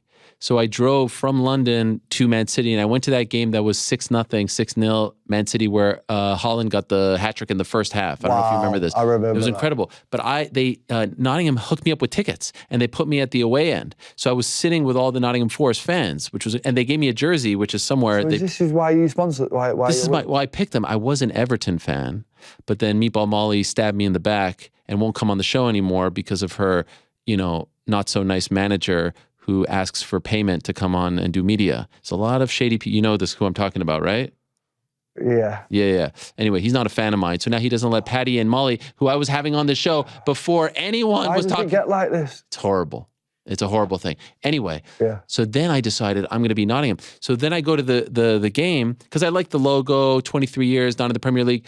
And I'm sitting there and there's all these fans. Right. And there's one woman sitting by herself in the away section who, let's be honest, doesn't look like the fans at all. And then I hear her on the phone speaking with an American accent. So I just said to her, I was like, you seem out of place here. It was Jesse's girlfriend. Wow. So I watched the whole game with her, but then he didn't play. So it was a little bit awkward. Anyway, Well, I don't know you if picked a crazy team there. We're so random. Yeah, well, what they signed, I think 27 guys or something. Yeah, they're going for it. Yeah, They're going for it. we're I think bottom 3 right now, but I feel good. But Jesse's the man. Please tell him I say I will do. we Shout out to support. Jesse Is he an Lingard. MMA fan? Kind of. He'll watch it because I'm fighting. He wouldn't but know anything if he came he's on. like, nah. Nah, he wouldn't know. Nah. Is he going to watch on Friday? Of course. Yeah, Yeah? The whole family will be. No, is he coming? No, he's not coming. Okay. They came to the last time I fought MSG. They flew over, but he's in Dubai. And why right isn't now. he on England? You know how it is. Yeah. It gets technical, doesn't it? Right. If you're not in the big teams, it gets very technical. You know how I like Dino Henderson? Yeah. That's Do you know my who guy. else? Do you know who else would have been a good He was start? Man United too. Yeah, Welbeck would have been good this year. Yeah. Welbeck's been having a great season. You guys are okay. Yeah. So what's going to happen? 2:00. I say 2-1 England, and then around 10 o'clock, 50 to 45 Brendan. Let's just say it's going to be an absolutely fantastic day for English people. They're going to have another world champion. And by the way, they've only ever had 2. That's true. Ever. Michael Bisping and Leon. Bisping and Leon. And guess what? It's about 3 Lions, 3 titles. Wow, that is something. Well, this has been lovely, Brendan. Come hug it out. Pleasure, Ariel. Thank you so much for having me You're on. the man. It's been Thank great. you so much. Thank you. Good luck to you. Thank you, brother. Safe travels. Please tell Darren I don't say hi. Okay, thank you so much. There he is. Brendan Loughnane joining us, going for the $1 million on Friday. And look who it is. Wow, my old friend. Hello, Kayla. Wow. Can we hug it out? We better. Wow. Oh my gosh, what a hug. Kayla, it's so good to see you. Please have a seat. This is a very big day. All the PFL stars, the invasion. What do you got over there? Oh, that's your... I have 2 mics already on my back, so I said Why? the You third. come with a lot of camera people, huh? Yeah. There's my guy, Jeff. There's Hello, my crew. everyone. Oh shit, it's Diego. Yes, we've got the PFL social team here. Was it stressful to haunting come? me. Why is he haunting you? He's just been everywhere. I had to do do you know Reddit? I had to do a course. Reddit Oh, Ask Me AMA, Anything yes. last night for an hour. Oh. They decided to book that for an hour. Were you mad about it? Not mad, but not happy. Okay. Kind of like. And are you the one typing or is he typing? Well, at one point I had to take over because he was too just slow? messing it up so bad. And then I got annoyed because he spilled Celsius on his laptop, so his keyboard didn't work properly. So then I gave it what a back mess, to him. No, it was a Diego. nightmare. But I had fun. Any hard-hitting questions? You know. Anything I should know about? Anything I should ask? I didn't read it. Well, I'm not surprised. Okay, wow. Kayla, it's so great. Last time you were here, do you remember what you were doing the last time you were here? Announcing PFL. It was 2017. You hadn't even fought in MMA yet. No, I think the last time I was here, we announced PFL partnership with ESPN. No, because I was already at ESPN. You came to my ESPN studio way back in the day in Bristol. But when you came here, you had just, I think, came out with your book. Really? Yeah, because we're talking about like this specific place. Oh, I thought you were talking about the last time I came to you. No, yeah. No, the last time was before I fought. Right. Yeah. And now look at you. Look at me now. I have a lot of questions about this Larissa Pacheco who you're fighting. She seems to be trying to get under your skin. She's making this very personal that she says like, oh, you're not such a nice person. You think said you're, that? yeah. In fact, you want to hear, I'll read you the exact quote. Do you want the exact quote? Yeah. Why? Are you surprised by any of this? I didn't know that. Okay, wait. Let me pull it up. Because she did an interview with Guilherme Cruz, who's our expert in Brazilian MMA. My thing is loading here. It's taking forever. Oh, wait. Oh, you were locked out. I was. Just got me a text. I texted okay, you. Yeah, okay. no problem. Is everything okay? I got it. All right, you I'm made in it? here now. Well, let me get this right. Larissa Pacheco told me on the podcast this week that drops tomorrow that Kayla hasn't evolved at all since her fights in 2019. Also, her style is boring and fans don't like it. I also read that she says that you think that you're like the queen of MMA and that like do you feel like any of this is just her trying to get under your skin or any of this I said I'm the queen of MMA. So okay, all right. that's all right. fair. Like that you're above everyone. I don't think that no, I don't think I'm above everyone, and she's entitled to her opinion. If she thinks I'm boring, then, she can stop me. Okay. Do you feel like she has evolved a lot since your first two fights? I think you can make a case that she has gotten better because I feel like she's gotten a lot more respect now as a potential threat. Well, I think that she's gotten a lot more physical. Mm-hmm. I think that she has gotten a lot of confidence, which is an important part of the sport. Right. Like, you're stepping inside of a cage and they're locking the door. You need to have confidence in yourself. She's matured in that way. Confidence is a huge factor in any MMA fight. But I also think that we fought 3 years ago. I fought her my third fight and my sixth fight. My fourth and my sixth fight. So I was 10 fights ago. Right. We're talking about a wealth of knowledge that I have now. And I think she's got all first round finishes. She's got a lot of experience, but I'm used to digging deep, so. More pressure on you, I feel like, because you already beat her twice rather convincingly, right? So to do it a third time. It's kind of lose-lose, right? Like, it's like. When you saw that she was going to be the one, was a part of you a little bit bummed? I mean. Because it's hard to get up for it, right? No, it's not hard to get up for it. Like, I know that she's a serious threat. Okay. I've been in the cage with her for 8 rounds. I understand her abilities. Maybe if the rest of the world doesn't, I do. Right. And she earned her shot. She earned her way back to the title. So. I'm prepared for it. I'm prepared for the best version of Larissa Pacheco on Friday night. I think that she's got nothing to lose. And I have to go out there and I have to make no mistakes. And I have to be the best version of me on Friday night. How would you describe this past year for you? It's been a hell of a year, Ariel. It's been a hell of a year. It's been a lot of stuff behind the scenes. I probably say that more than anyone in the world, but it's actually true. Just a lot of stuff going on.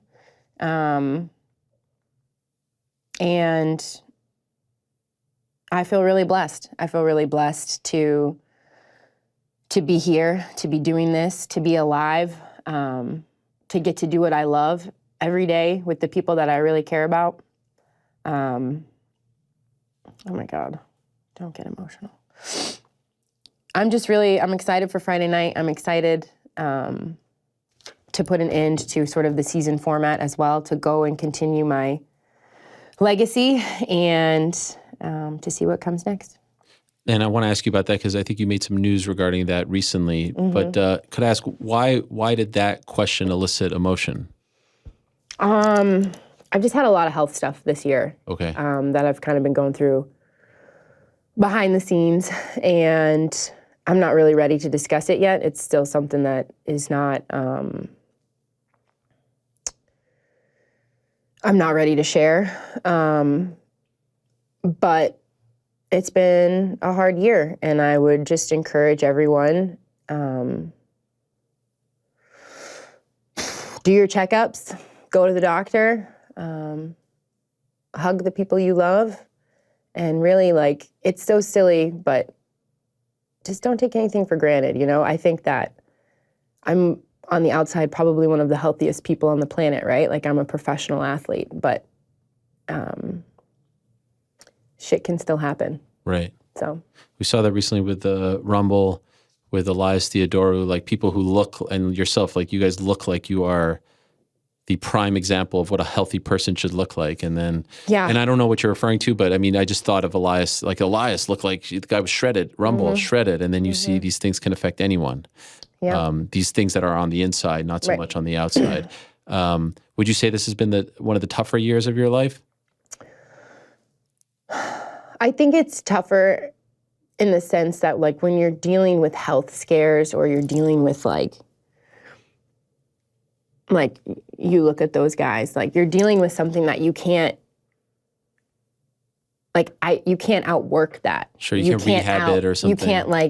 You can't dig deep and find a way to beat it. Like, this is something that you really have to surrender to, and you're totally out of control, and you have to trust the process and really trust God and understand that there's a purpose for everything, and kind of just come to terms with that. And that is something I think that my whole life I have never been able to do. Like,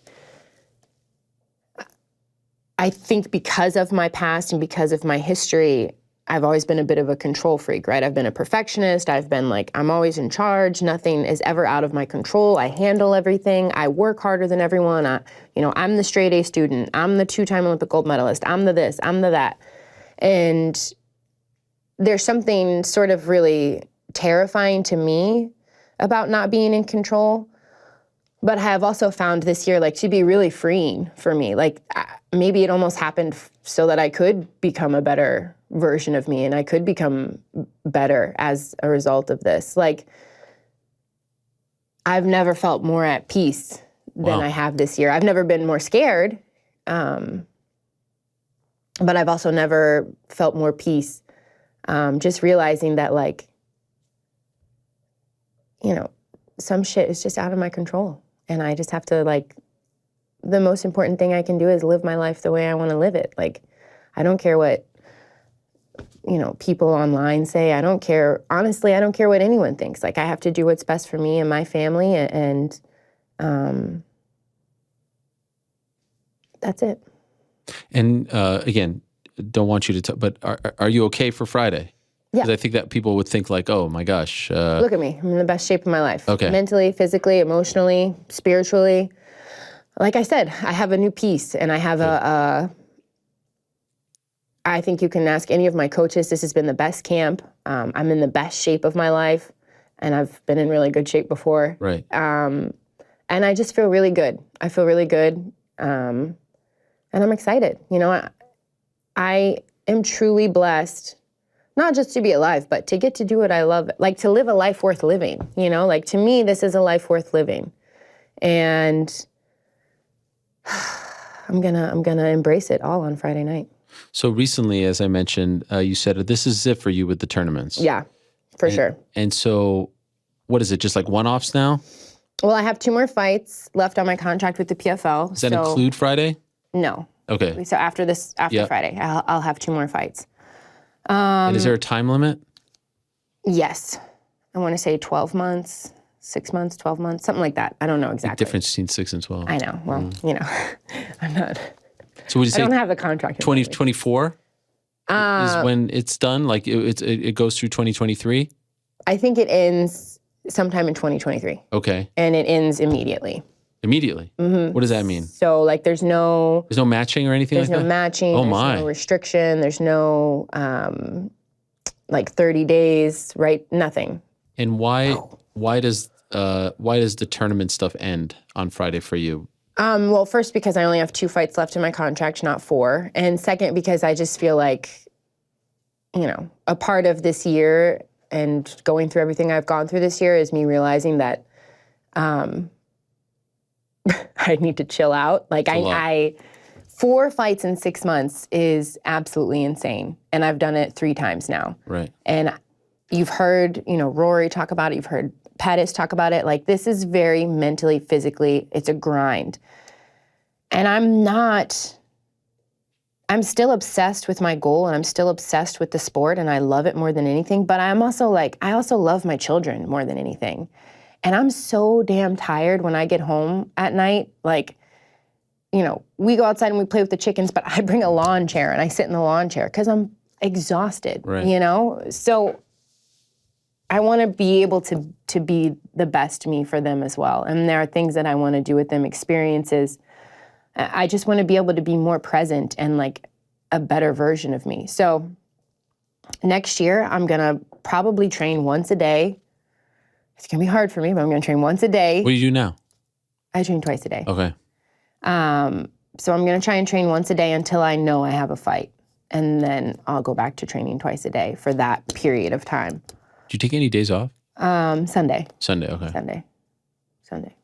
And so you do 2 more fights, and those will just be like one-offs, right? Super fights, whatever you want to call them. Do we have any idea who those opponents will be? Nope. Any chance? I mean, you know who we want, but... Do you think there's any chance, or?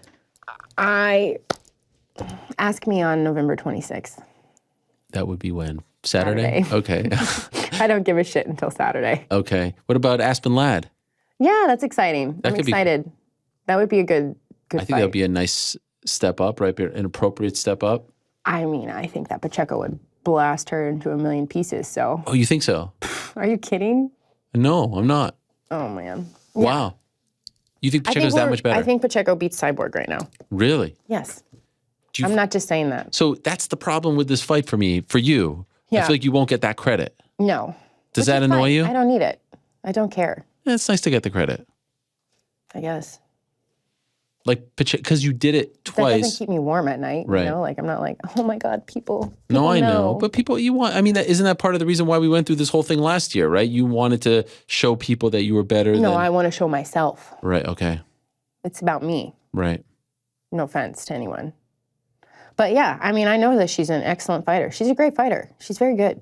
I haven't watched a ton of Aspen Ladd footage or anything yet, just because I've been preparing for this, but I heard her describe herself as a, what did she say, like kind of a grind, like she likes the grind and to grapple, like heavy grappling based. And then she said something about like, I would love to fight Kayla. And I was like, oh my God, that's such a bad idea. Wow. That's amazing. And could that happen at 45? Yeah. Are you open to that? Yeah. 35, no chance, right? No. No. Someone told me recently, and I thought that it was BS, that you were open to 35, No. this and that. No, I'm not open to 35. 45. I wish. Right. Someone asked me, I think on Reddit, what weight, if I could fight any weight class, what would I, like if I could. Right. And I said 35 because I think all the baddest baddies are probably there and I want to be the baddest baddie of them all. Right. Can you say that after these 2, like the 3 fights, that you will move on? I don't know. You don't know? I don't know. We'll see. Friday. Right. That's all you care about. Live on ESPN, pay-per-view. How do you feel about that? Indifferent. Okay. I mean, I'm annoyed slightly, if I'm being honest. Okay, tell us. You see, I love when Kayla gets real. First of all, did you get a cut? No. Well, that's messed up. Agreed. Why are you annoyed? I think just like, obviously I'm not a member of the board or, a decision maker, but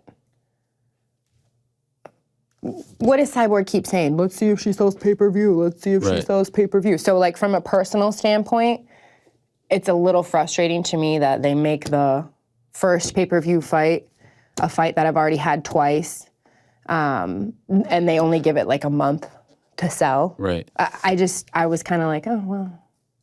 I mean, I get paid the same, so it's no skin off my back, but Price point has been. I would have liked to have helped promote it better. I would have liked to have helped, I think you say it at the beginning of the year, like, hey, the season starts now on ESPN, and at the end of the year, right. we're going to pay-per-view, you're going to get to watch people's lives change. That's my opinion. Do you feel like the price point is too high? Steep $50 now in this day and age when the UFC pay-per-views are an established thing and those are $70. So now in the span of 3 weeks, you're asking people to pay $120 for pay-per-view if they're going to buy the UFC. I mean, pay-per-view. obviously I'm just a fighter. Right, I know. But you're more than a fighter. You're the face. You're a businesswoman. No, it's true though, right? I mean, at the end of the day, and let me just say this, like, if Cyborg is saying that. She is. And I like Cyborg. And we're fine. I like Rhea. What pay-per-views has she sold? Je ne sais pas. Good French. Thank you. But you know what I mean? Like, I don't think that's very fair. I think it's just, it is what it is. Look, like, I have a job to do on Friday night. My job is to get in a cage and fight, to go out and to cement my legacy, to continue on that path. And I hope people tune in because they want to see greatness in the making. I'm not there yet. We all know I'm not there yet, but I promise you that I'm going to get there. And when I do, you're going to want to have witnessed all of it because I'm a bad motherfucker and you can't stop me. You want to watch. How many more years do you think you want to do this for? And has the past year changed your plans? I mean, unfortunately, a lot of stuff is still up in the air. So I don't know. But if it was up to you, like if I wanna be able to walk away satisfied. I want to be able to walk away and know that I've accomplished everything I wanted to accomplish in this sport. So I'd say I've still got a couple years left in the tank. What are the things that you haven't accomplished yet? I mean, I don't think that I'm the greatest yet. Okay. I don't think that I have left a shadow of a doubt, Like, I think there are a couple different roads to that, whether it be certain fights or certain promotions, or there are multiple paths to greatness, but I'm not there yet. Do you think you're not there yet only because not because of your skills, but just because you haven't been given the opportunity to be there yet? Like when you look... At this point, yeah. Which one? That I haven't been given the opportunity yet. Right now, skill for skill, you think you're the best. Yes. You've already proven that in your mind. No, I haven't proven it, but I think I am. No, I believe I am. I believe I'm ready. Right. I believe when you that watch the other people who are in the top 5, whatever. I believe that I can beat them. Right. Mm-hmm. And if this was pound for pound, like I sometimes still get crap when I say that I think you're top 5 pound for pound. Thank you. The only knock is I haven't fought. You don't have the resume. Right. I understand. I mean, in reality, like you look at, no one has who has a crazy awesome, like Amanda. Okay, Amanda beat Ronda when Ronda was hot shit. Amanda beat Valentina. Amanda beat Cyborg. Like she beat all of these, but like Cyborg, like what are we talking about? Who has she beat that I haven't beat? That's like, oh my God, she beat that person. Like Gina Carano. Well, that was 100 years ago. You were 12. How old were you in 2009? 19. 19. All right. You were getting ready for the Olympics? Mm-hmm. You didn't think that any of this, right? What was your original plan post-Olympics? I was going to be a firefighter. Firefighter? Yeah. Wow. Did you actually train for that? Yeah, so I took the test. I took the exams. Wow. I got 100, by the way, just in case anyone's wondering. And by the way, is the test like a written test? Or a written and a physical. Wow. Mm-hmm. Those tests must be super hard. The physical one? Don't they want to know who can actually hang? But not as hard as you would imagine. You do have to carry a hose and push. They don't put you in super hot temperatures? No. Really? No, not I would think not to get on the list. Then you go so this is to get on the list in your city to become a firefighter. And then if they choose you off the list, then you go to training. And that, I'm sure, so my ex at the time, he got on the fire department and he had to go to 6 weeks training at the academy. And that is much more intense. They simulate fires and they And why firefighter?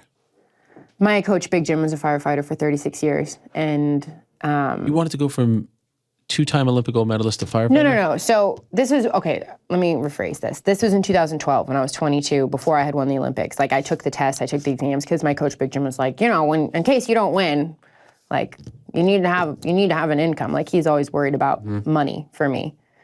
So Not after anymore, you ain't.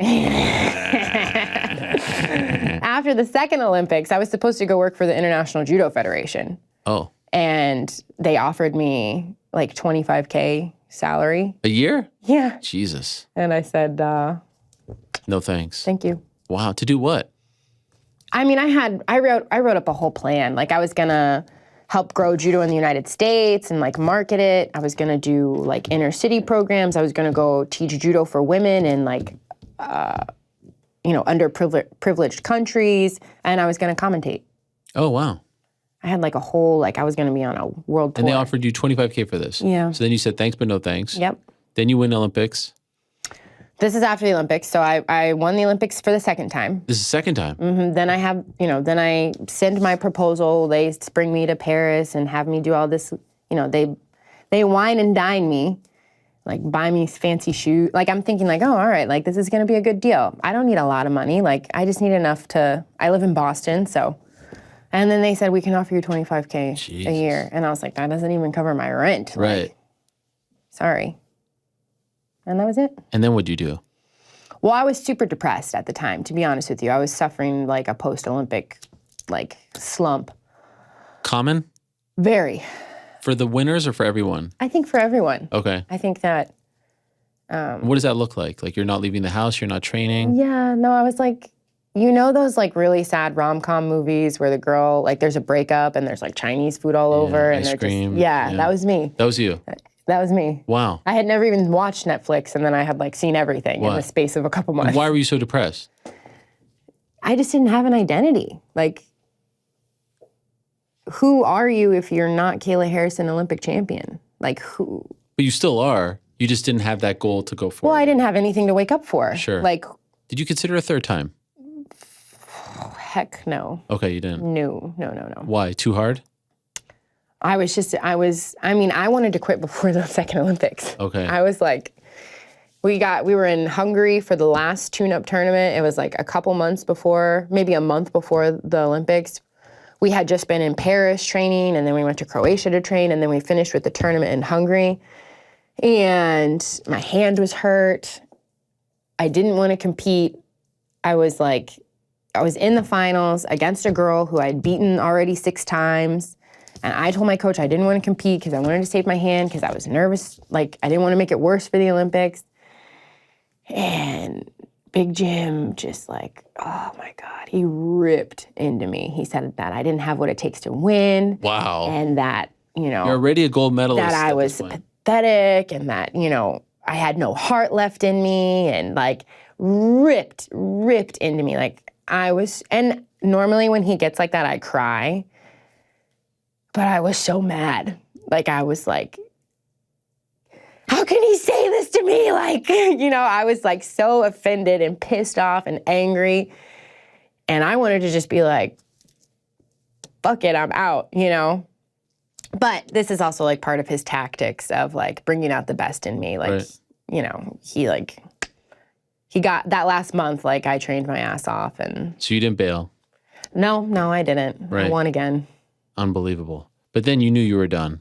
Yes. No, I hated judo by that point. Who's the one that ultimately convinced you to go to MMA? I convinced everyone to let me. They all wanted you not to? Oh my gosh. But you were anti it.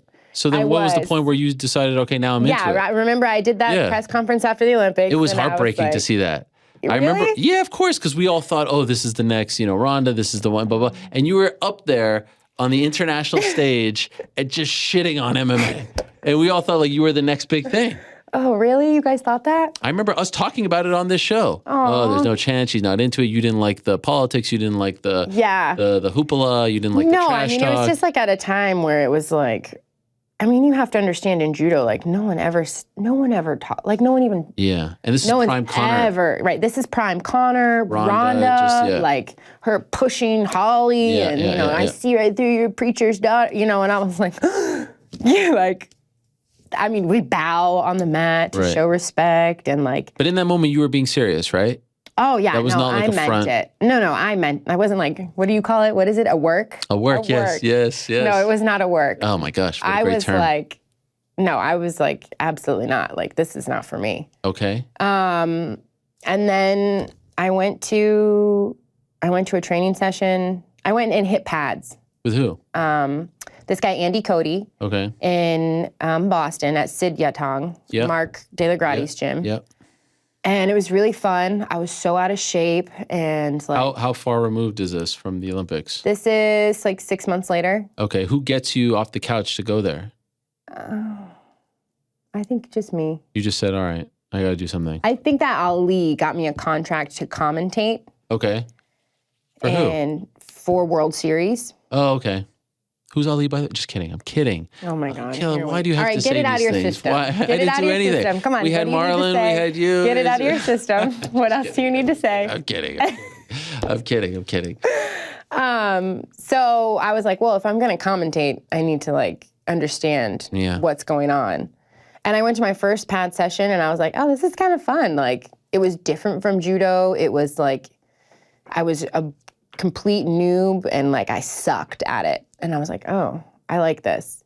So I started going back, and about a month later, I went to my first sparring session and some chick like punched me in the face. Oh my God. Or yeah, some little chick punched me in the face, and I was like, oh no, that's it. Like, we're doing this. And so then I had to convince Jimmy and Big Jim and my mom and my grandparents and Really? you know, like they were all against it. oh my God. My mom's a nurse, my grandmother's a nurse. Right. They're like, concussion, you know, they're like, CTE, like, definitely didn't want me to do it. Big Jim and Jimmy were like, you've done enough, like, you need to, like, live a good life, what are you gonna do? Like, I just don't like it for you, you know, you're gonna go out there and get kicked in the head or hurt, and, like, so against it. And Big Jim was like, I'm not gonna get on board with this until you show me you're serious. Could you have done it if he wasn't on board eventually? Or would you have felt Would too I guilty? have pursued it if Big Jim didn't get on? Yeah. No. If he would have said, no, I'm not signing off. I think that I would probably not. I mean, that's tough. I was obsessed right off the rip. I would have convinced him. So this is like not a thing Okay, that would have all right, existed. all Like right. I would have just like talked him into it. So eventually they all got on board. Eventually they all got on board. Even your mom and grandmother? Yes. They just like it when I win really fast. Right. But you know how it is. Like Do you let your kids watch? they're here. They're coming. here? Yeah. Is this the first they time? just landed. My daughter's been to other fights, but this is the first time my son is gonna come live. She's been to your fights? Yeah. And this is the first time seeing you live? Has he seen you on TV live? He watched me in London because it was in the afternoon. So it was like he was right, awake. right. Normally we don't keep his. How do you feel about them being there? I'm excited. You're not nervous? It doesn't add a... No. I mean, I'm just more excited for like, I'm excited that they're in New York City. Like they're like, Have they ever been? no. Oh, wow. They're like jacked up. Do you want to, I'll show you the picture of Okay, sure. my son in the, Wait, is he already here? yeah, they just Oh, landed. wow. They're going with me to the balloon blow up after this. Oh, for Macy's. Look at him. Oh, he got the I Love New York. Yeah, he's jacked up. That is That's amazing. that's Now, will like you a stay hell of a here grin. for, past, like, will you do stuff Yeah, in we're New going to York? stay for a couple days after. Okay, that's nice. You could come on the show on Monday and talk about the win. We leave Monday, but Perfect, yeah. Okay. perfect. Yeah, thanks for... I mean, you didn't. Yeah, you well, ask. I hardly even thought you were going to be here. I thought maybe, the outer forces would stop this from happening. Just like Why do you always have no, like such the little forces, there's faith like- in me? I don't know. Well, even yesterday... You call, I say. By the way, yes- you call me when someone's talking shit, and you say, "Do you want to come on?" And I'm like, No, "Yeah, have me that come was on." true. That was true. So, like, but even don't act yesterday, like I I'm said, "See you tomorrow," and all I got was the double tap like. I didn't get like, "Oh, excited Ariel, to come in." Do you have any idea I got how a double much tap media like. I'm doing right now? Are you doing Like, a lot? Is it a lot? Are they putting? Should I call Pete Murray? You're gonna call Pete for me? Easily. I'll No, call him it's right not now. a lot. It's a lot, but it's not like. Are they overworking you? No, it's more just like You're the face. I just don't like. You get a heart because that means I saw it. I mean, my family's coming into Same. town. There's all this media Exclamation I have point. to do. Like, Me too. I'll leave. Like, everyone is just like, Too much. You want me to call him up? yes, I do. That would You be know what? good It's TV. Thanksgiving. You guys should just bury the hatchet I agree. right now on Thanksgiving. Is he here? Do you want me to call him? Do it. Okay. Oh, this is going to be incredible. Are you really going to do it? I don't believe she has the chutzpah to do it. Chutzpah. Do you know what that means? Nope. Like the panache, the balls. Oh, wow. This is good. What are you going to say? Let me handle this. This is great theater. Okay, guys, this is live on the air right now. It's been 3.5 He's probably years. watching and he's not going to answer. Come on. Answer. Or he's still asleep. What? It's 10:30 on the West Coast. He had to go to a funeral yesterday. Oh, I'm sorry. Well, maybe this is the right time to bury the hatchet. That's what I'm saying. Life is short. It would mean a lot to me. It would mean a lot to me. Okay, I'm going to text him. We used to be the closest of friends. The phone, puta. Wow. You're that close? You call him puta? I call everybody puta. Not me. It would be a, you know what? Life's too short, as you said, right? It is. Who needs enemies? Who needs drama? We all have I'm children. telling you right now, it's pointless. What good does that do? Like, what, do you feel better? Me personally? No, like, I don't even know what the feud is based on. Does it, like, but just the energy, like, it's not worth it, man. I'm telling you, it's not worth it. I agree. Hello? Did you write back? No. I'm going to be sitting here all day. I make him more money than all of his clients I know. combined. He better be answer saying- my phone call. Miss Kayla, what can I do for you? Yes, queen. Yes. YASSS, Queen. Yes. Come on, no. I'm trying. I'm Probably sorry. watching right now. He is There's definitely a very watching. good chance. It's the problem with doing a live show. Damn it. We were so close. I tried. But, you know, there it is. Yeah. I see the tried. name. Come on. Do you think he's going to be mad that you pulled this stunt? Can't be mad at you. How can you be mad at me? Here's what I have to I say just about want you. world peace. Since we were talking about this, what is it like knowing that of his incredible roster, you're the only one that has the balls to consistently come on? Marlon just came on. No, consistently come on. I mean, it doesn't matter. Like, Why are I don't think about that. I give you a lot of props. We need to immortalize you just for this alone on the wall. Look at the names. Oh, here he is. This is great. Alibaba. What's up, kid? Hey. This is long. Okay, don't be mad at me, okay? Yes. All right, listen. It's Thanksgiving.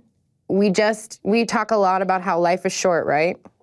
Yes. We talk a lot about how, like, it's too short and it's brutal and unforgiving and you never know what's going to happen, right? Can you bury the hatchet with Ariel? I'm okay. I don't have any hate or anything for him. Nothing. Okay, can you tell him that real quick for me? You're on the show. Tell me you're on the You're on the air. You're on the air. You're not on speaker yet. No problem. No problem. I don't have any beef with nobody. Everything's good. Can you say that? I'm good. Just it's all good. Just no problem. Okay.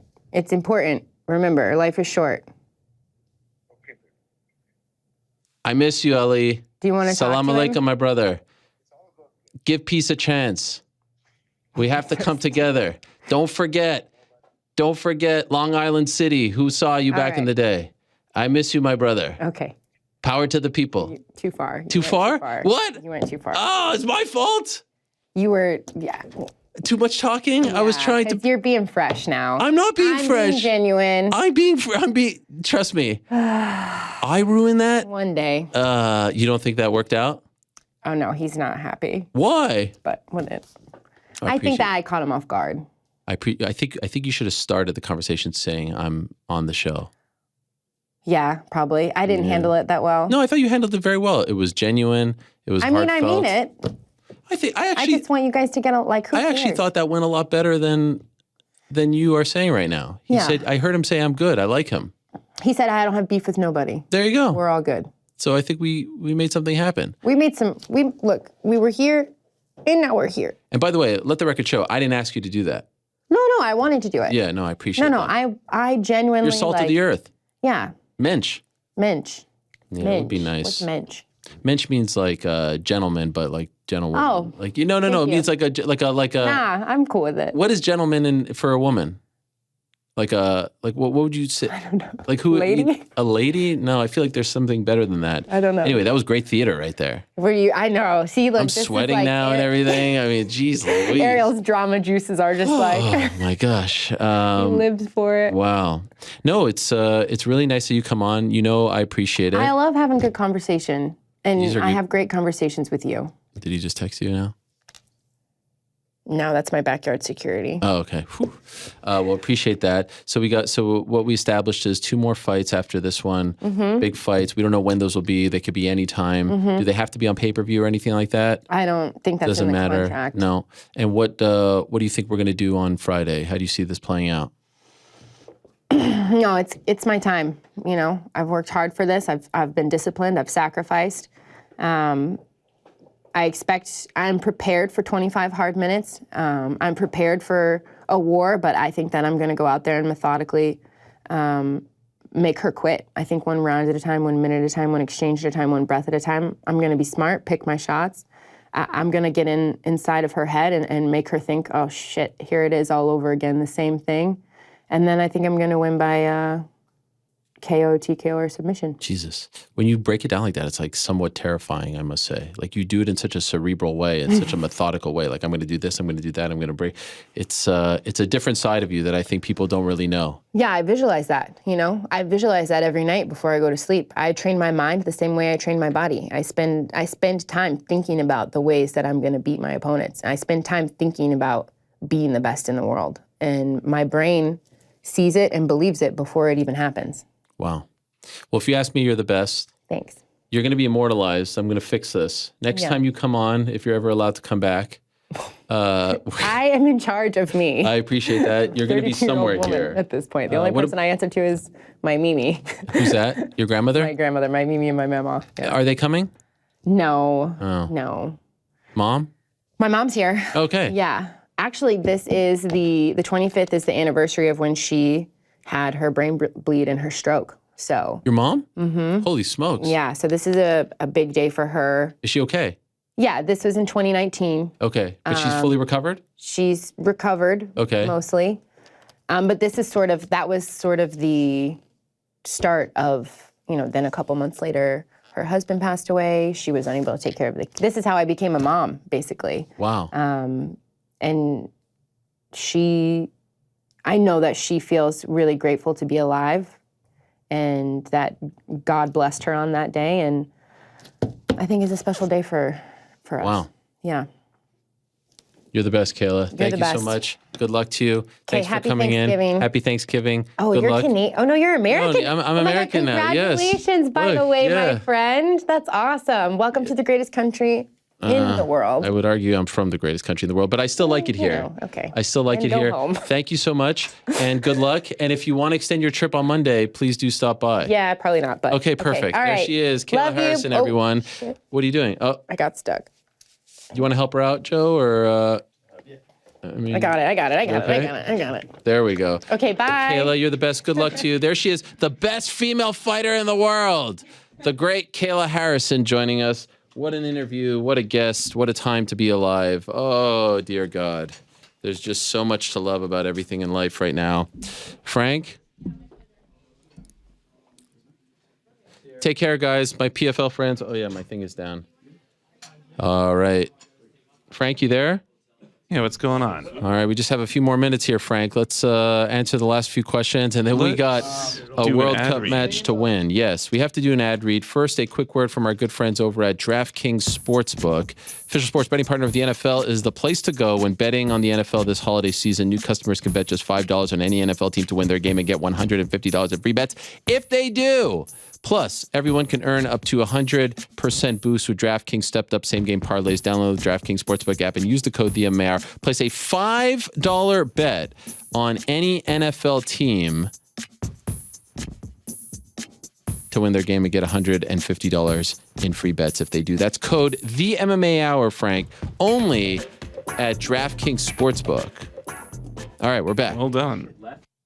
I hear Eric in the back. I just don't want anyone's personal conversations to get out. Hey, Ariel, hopefully an intriguing question for you. As I've grown to love the sport over the past 3 years, can't help but feel a desire to dive deeper in its techniques. I've thought a lot about trying out some boxing. I want to know if you experienced the same feelings when started to cover MMA. Yes, and I box twice a week now, so I highly suggest you do the same. Hey, Ariel. National Cashew Day is today. Happy National Cashew Day. Wow. This is from Joseph. Throughout the years, your coverage across the sports world has left the best impression on... Who has left the best impression on you, be it a fighter, wrestler, athlete, or manager? I mean, look no further than this guest right here. Kayla Harrison, that's the type of person that you want your kid to have their poster over their bed. So I'm giving it to Kayla Harrison. I mean, is there anything negative that you could say about Kayla Harrison? Legend. No. Right? Correct. Hopefully she's still in the back and heard that. No.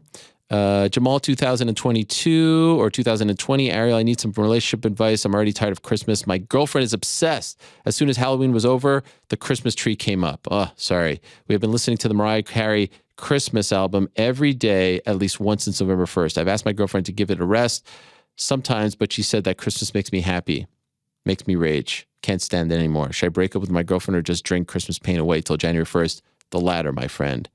The latter. And last but not least, Ben, a question for a fellow Canadian. Oh, yeah, Canada. I've listened to you since I was in high school, and 10 years later, I'm set to defend my PhD this Friday. Crazy, I know. Defend your PhD. I've lived in Canada, specifically BC, my whole life, but I'll be moving to Boston next year for an exciting job opportunity. Do you have any tips, warnings, advice?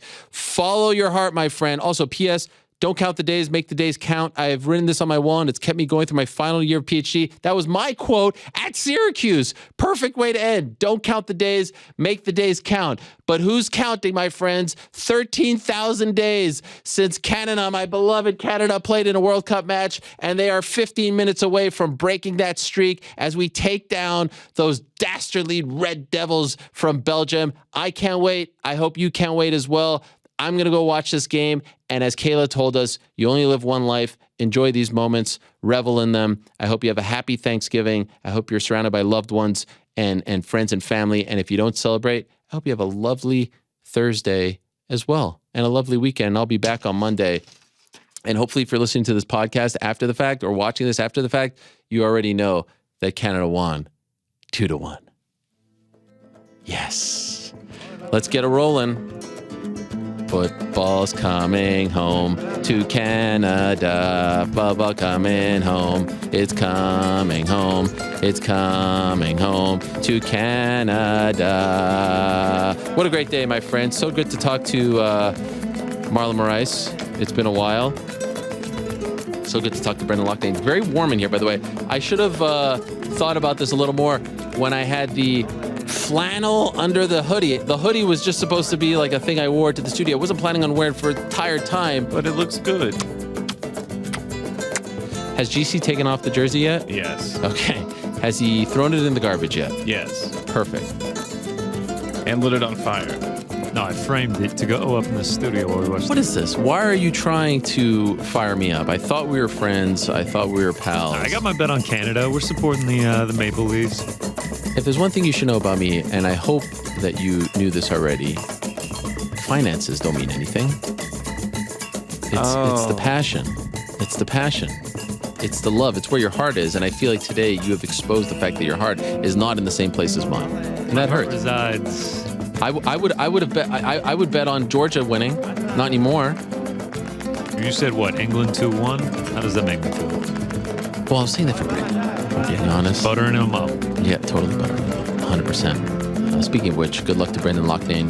Good luck to Marlon Moraes. Good luck to Kayla Harrison. What a moment that was on the program earlier. I wish them the best. I wish you the best. I wish everyone the best. Happy Thanksgiving. Go Canada! Back on Monday, same time, place. Tell the show. Peace. I'm out of here.